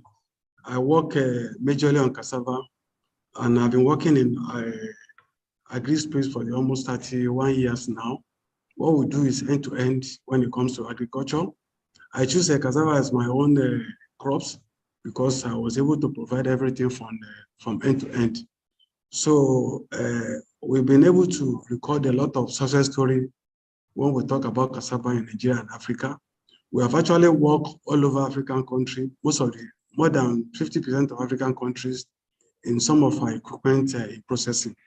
And right now we're still researching on the best way to have value for money. So we are working closely with TAT on the mobile processing units, and we've been working in different areas with some of the developing partners and some of the research institutes. So most of our equipment are in most of the places where they are using it to process. So majorly now, what we've been able to do is to set up a cassava farm of almost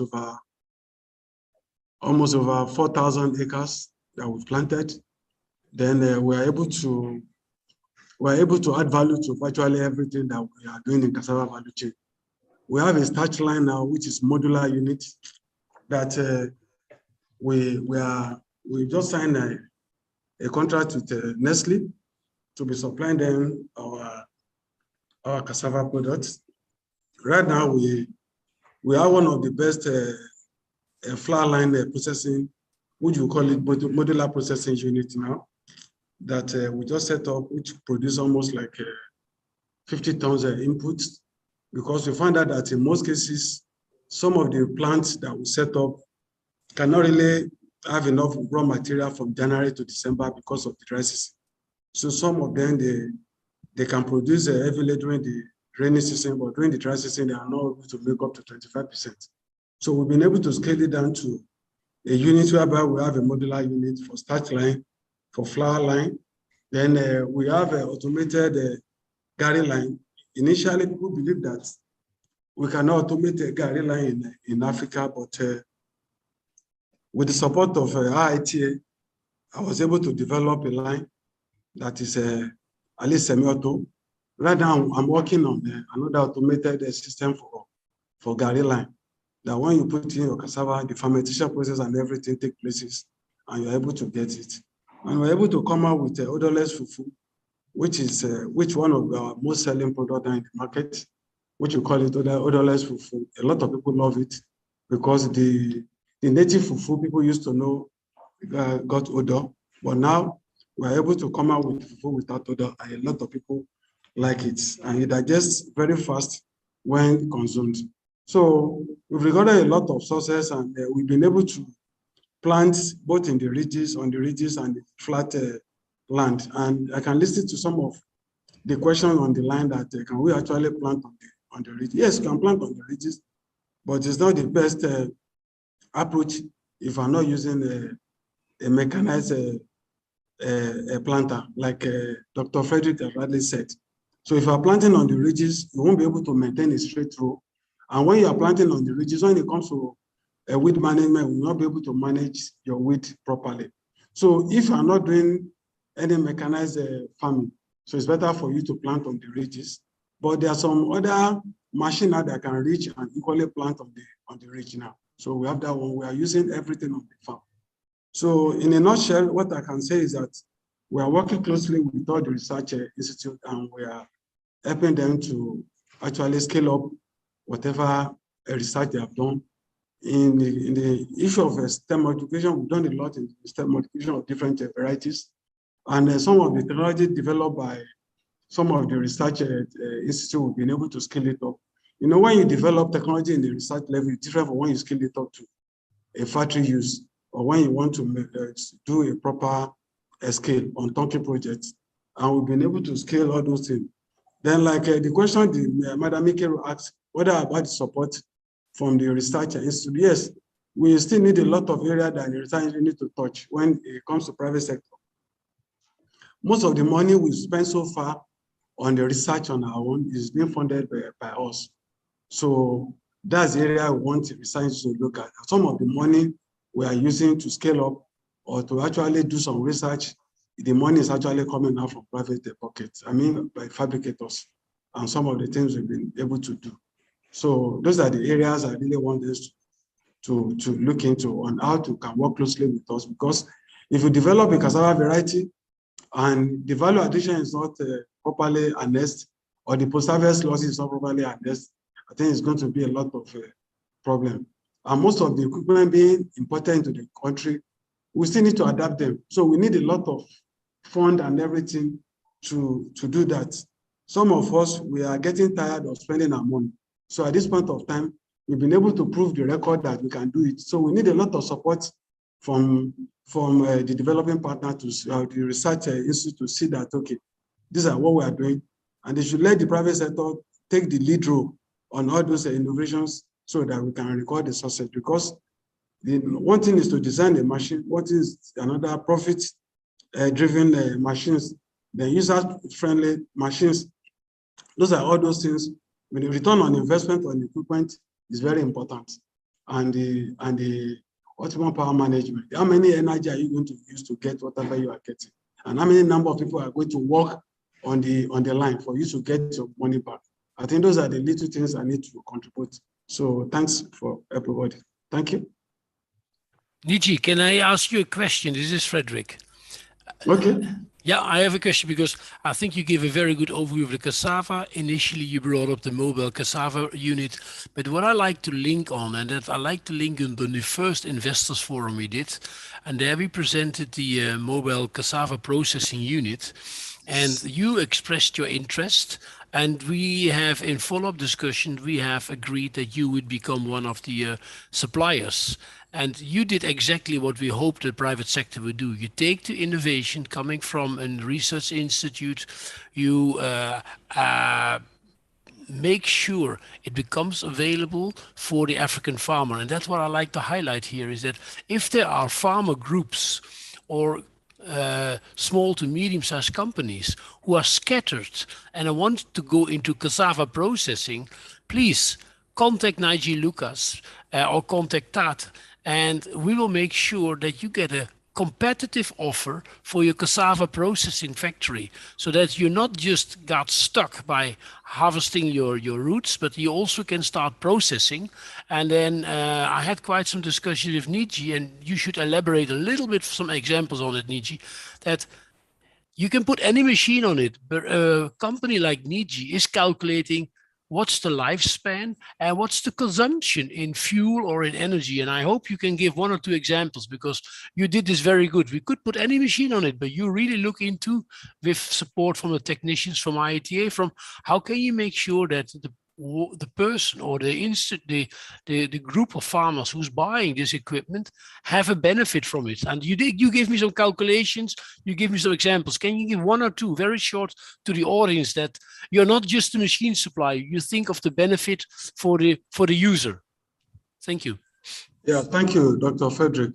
So one thing we've done on the mobile processing unit is to look at the number of hours you can use your grating machine.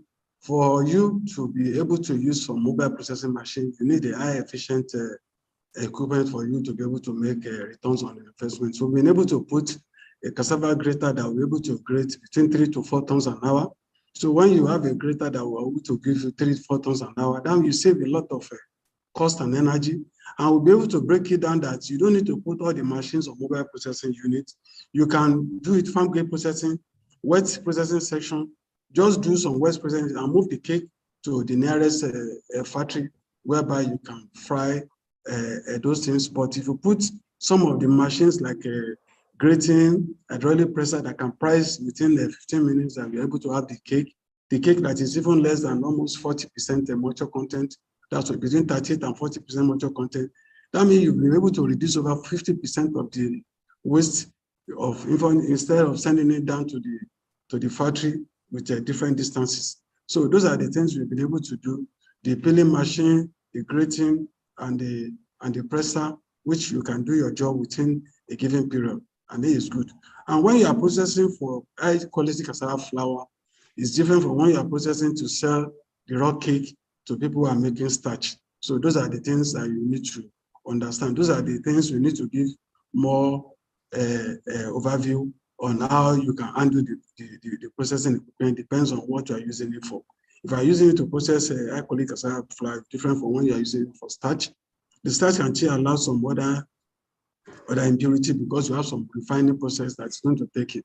But when you are doing high quality cassava flour, you must actually have the inspection people that inspect very well and make sure that you're able to get it. So be able to break it down that if you want to set it up on a flat bed, you want to set it up on the IAP, which I use a crane to take it, or you want to set it up on just a trailer park, whereby you can use tractors to drive to the farm and drop it there. So they can still be processing, and you attach some other implement to your tractor to be working on the farm, whereby you come back in the evening to come and move. So we can break it down for you in different areas, whereby it's going to be more profitable for you, and you can calculate your return on investment within a given period of time. So thank you. Thank you very much. Thank you very much, Niji, for sharing your experience with us.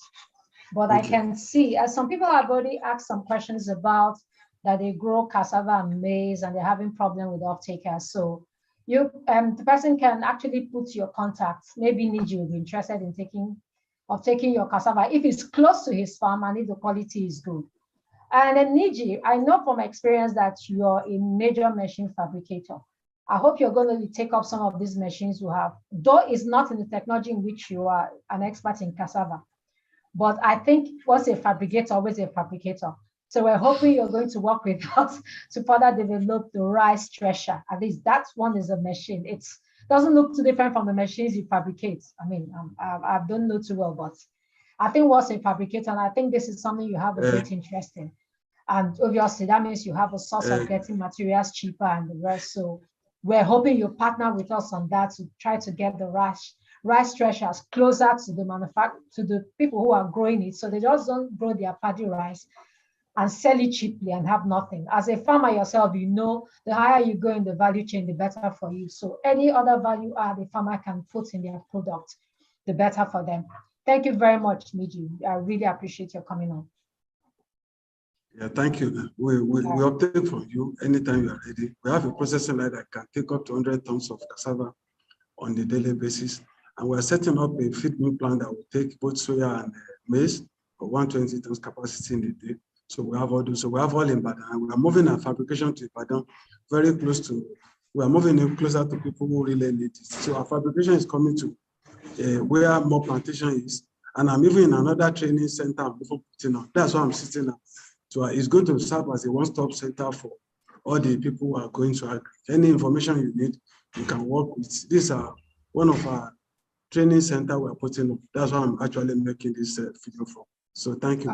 The right thresher, just give us the machine. We'll do reverse engineering. I will get you some of the copy you want. So there's no problem about that. Thank you. Okay, the TAT compact leaders are listening. So at least we'll have a potential investor already who's going to work with us on this.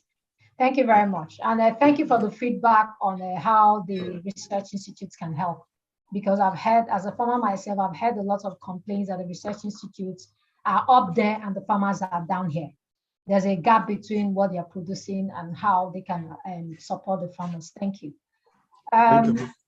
Now, we don't have any more questions coming up. So I think now we can go down to you, Frederick. If any other things come up between that and they put on the chat, we can always take it after. Yeah. Well, ladies and gentlemen, monsieur, madame, well, these are my only French words in this final recap. So sorry for that. I will give you a recap of this, how you call it, Investors Forum, which is the second we have organized. As I told you early in the introduction, I'm the business development officer of the TAT Clearinghouse. I work together with a team of some people can make very good videos like you've seen. Some people have a perfect way of presenting it and profiling it, because we showed you various pitches, and those pitches are made for the private sector. They're made for a segment of the private sector. Nikuru linked on this when she talked about the prills. She said, listen, this is a technology for farmers who can use it. She explained how it works, but she also explained that it could be set up for manufacturers who wants to make the prills. The same was done for the bags. You can buy the bags, resell them, or set up a factory yourself. So we have pitches for each market segment. So that's done by a whole profiling team. And they did an enormous start by taking all the good technical scientific information from the science and putting them in a one-pager. In a one-pager with facts and figures, we thought, or actually that team thought, would be interesting for the private sector. We talk about which market segment you can use it. We talk about return on investments. We talk about lifespan. We talk about what kind of problems it will solve. And as I said before, and I have to do now one thing, I have to put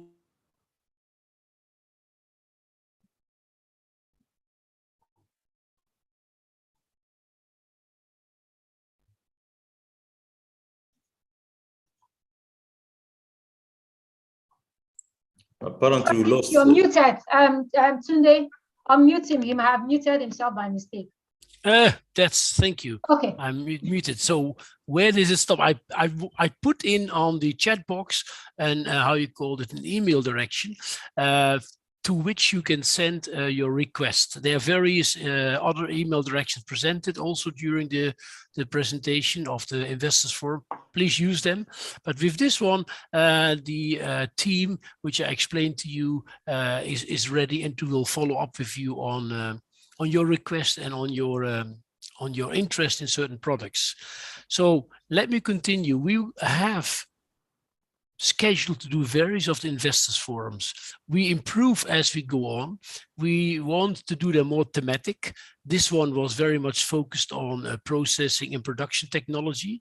The next one will go about seeds, breeding, and genetics. Yeah, and we like to focus on the interaction between the private sector and which kind of varieties. This is for the next, how you call it, for the next session when we go about seeds.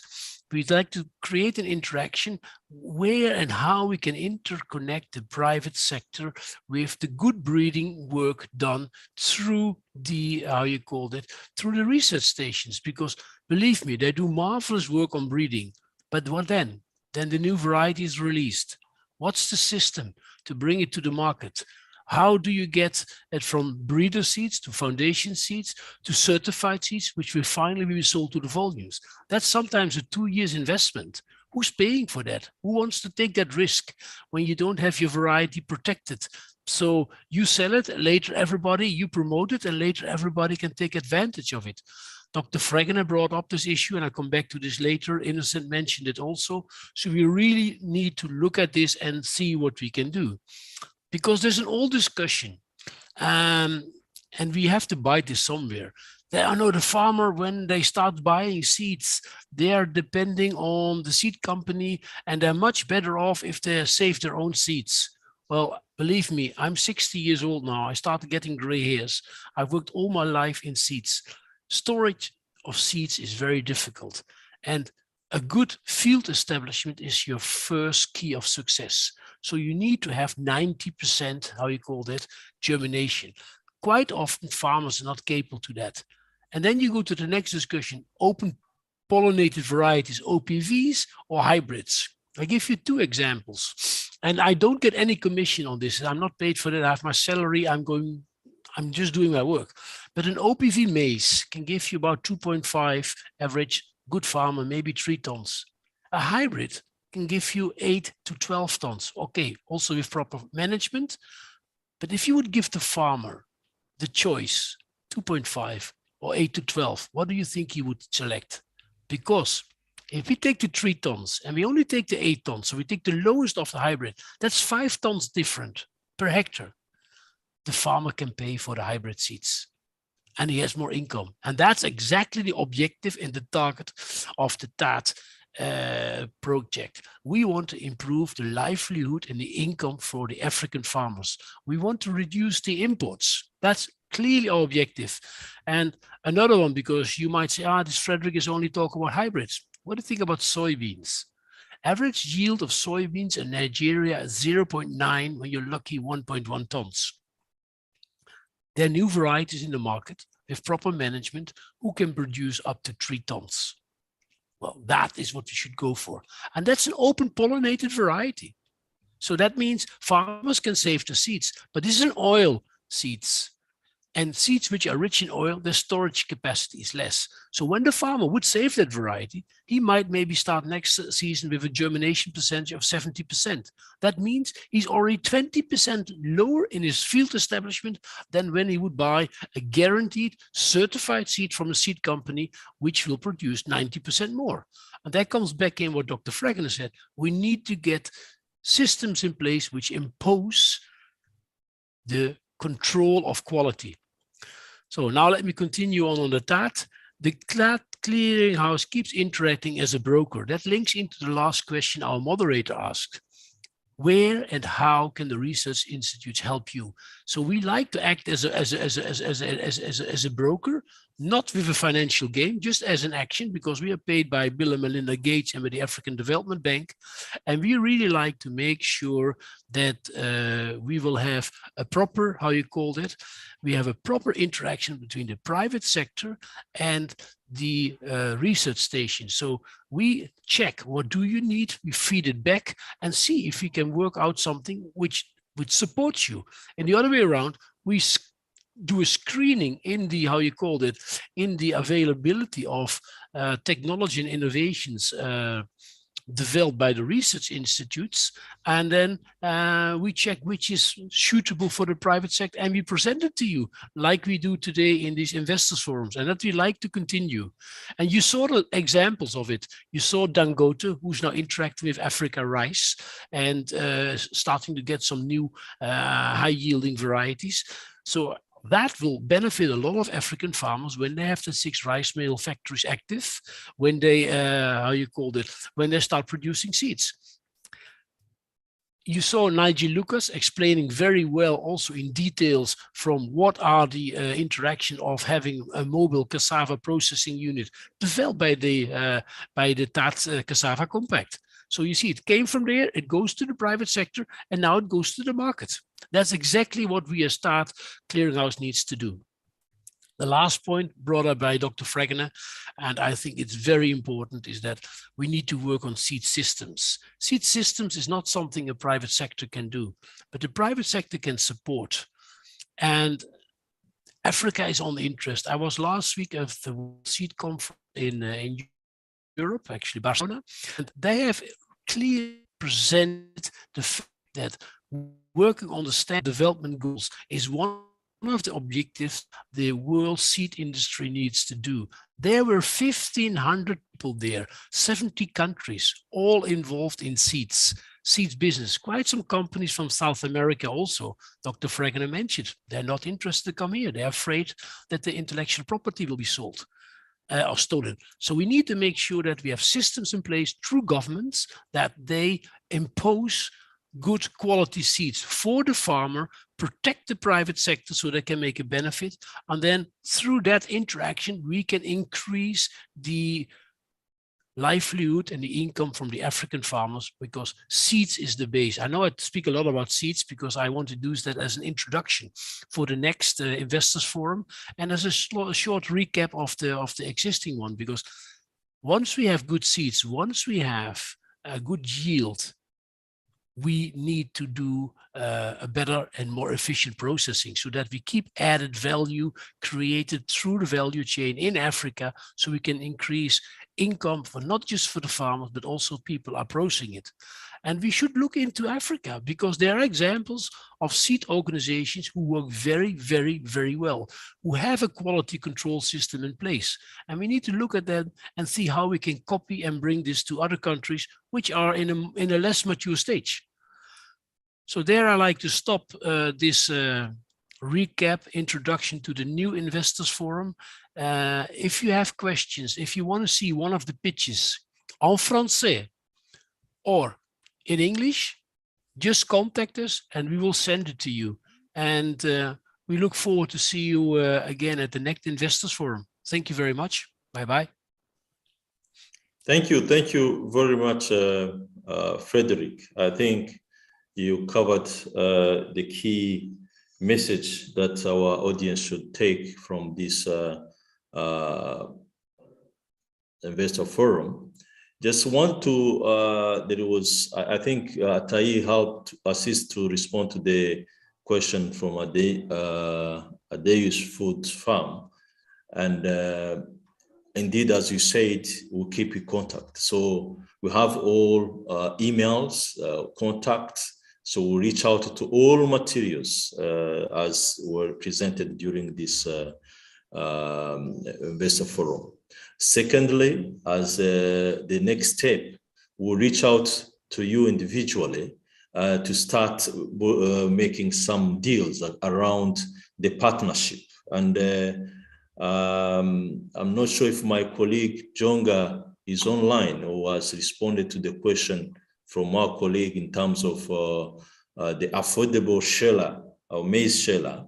Otherwise, it was, if you go through the technology toolkit, it is just embedded in. Thirdly, one of the key elements I want to see coming out from this investor forum is to have this licensing of technology going out. If I give an example of ATF in Uganda, one example of Uganda with the Uganda Seed Trade Association, the umbrella body of all seed companies in Uganda, it is very clear that this example of using maize, climate smart maize varieties certified seed, by having an agreement, licensing agreement with this body together with the ATF, has allowed farmers in Uganda accessing to this climate smart seed in Uganda. So this is one example that by having this licensing agreement with these technology developers across the compact with the private sector will lead to the reaching more farmers on the continent. So, and that happened for the wheat in Sudan, in Ethiopia, whereby in low-rand irrigated wheat in Ethiopia, it started in 19 with 5,000 hectares. It expanded to 20,000 hectares in 2020, and to now 187,000 hectares of wheat production using the drought heat tolerant varieties that were developed by our TAT ecosystem, ICARDA, that will really take today another level now that as we talk now, you can see this trajectory, for example, for Ethiopia now having 400,000 hectares cultivated with the wheat. That will really build this self-reliance of African continent in terms of producing it. That will happen until we build a proper partnership with private sector by deploying this high variety seed to the farmers, but also all this partnership across the value chain in terms of value addition. And that's, we are very happy and we're ready to work with you throughout. Last word, moderator, I saw in the chat box, indeed, as you noticed, the TAT clearinghouse role as a brokerage role is to build the technology developer and the users. Technology developer, in this case, we have been working with the CG centers and specialized institutions on the specific commodities. But in this case, as we partner with private sector, we will definitely work with you. If you have already developed a proven technology that we think can reach to more farmers, as one of my colleagues put in the chat box, that you have solutions on storage issues of maize, so and the cereals. So we'll be ready as a clearinghouse has this mandate of brokerage, of profiling technologies and put in the hands of farmers on the continent. We are ready to work with you and take this technology to the hands of millions, and farmers get benefit and also the private sector get benefit on that. So once again, thank you very much for participating. We look forward to the next step as we work together to partner, to profile these technologies and put in the hands of farmers on the continent through a strong partnership with private sector. And you have good examples already that you should take to scale. Once again, thank you very much. My appreciation to the organizers. That was really impressive in terms of all engaging the audience and specifically the video interaction, and our guest participants. We really value your input, comments, and we look forward to partner with you. As I said, we will record all your addresses, all materials will be shared with you as we also plan next step to work with individual private sector to come up with a very specific plan to take this technology to scale. Once again, thank you very much to you, moderator. That was Nkiru, very impressive, and we really appreciate all your efforts and throughout the preparation, and we look forward for the success of this investor forum. The success will happen until we reach the millions of farmers, we improve their livelihoods, and we increase productivity on the continent and build the self-reliance of the African continent. And they will have all it takes to do that. Once again, thank you very much. Let's go to the work. Thank you, Dr. Innocence. And the good thing he highlighted now is that you don't all have to wait for TAT to develop the technology. Develop it, come to them, let them partner with you. This might be a very good way for the youth who are more technologically advanced than us to be able to get into the farming sector. A lot of the farmer, the average age of the farmer is 55, 60, they are aging. We need a lot of support from the teeming youth. So with this opportunity, come up with ideas to help us improve our production, come up with ideas to make things easier for us, and come to TAT. And TAT is willing and able to work with you. The most important thing, as I said earlier, is TAT, for the technologies we showed today, the work has already been done. The market has been tested. Some already even in the market being used by farmers. Come and partner to increase the penetration of these things so that every farmer that needs it can get it at an affordable rate. If there's one thing you take away from this, there is $1.5 billion just approved by ADB to support farmers for good seeds, better technologies, fertilizer. We all need to go back and start thinking of how to make sure that our $1.5 billion stay in Africa.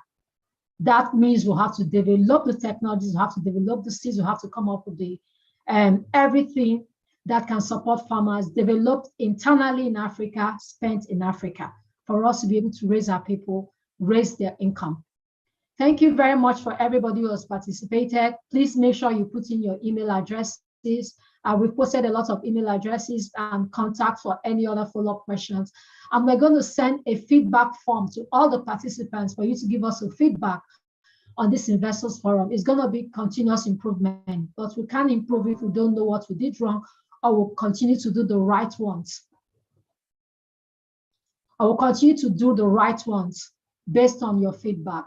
And please, can you turn on your video now? So this is the video time. Can you turn on the video so we can take a screenshot of everybody that's participating? Or today, can you turn on everybody's video?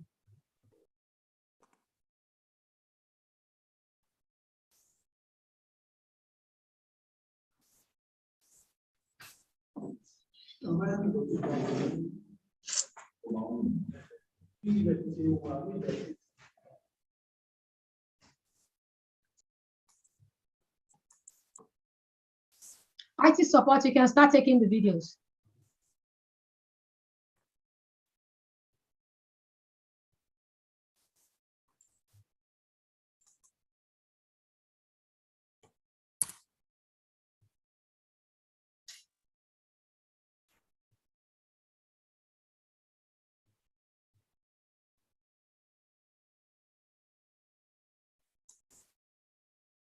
IT support.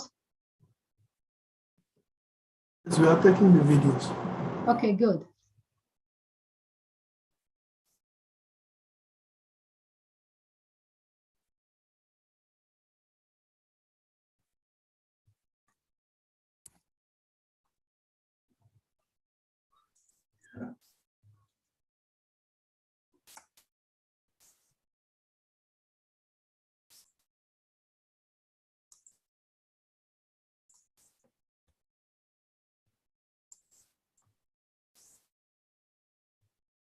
You need to tell us when you're done so we don't keep people too long.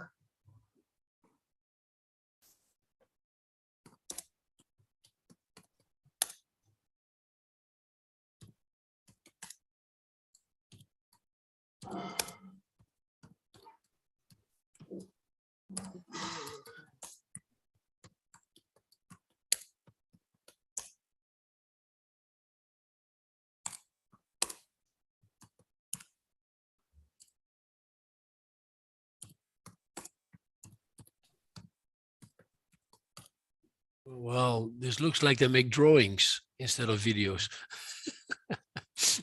Maybe we should stop.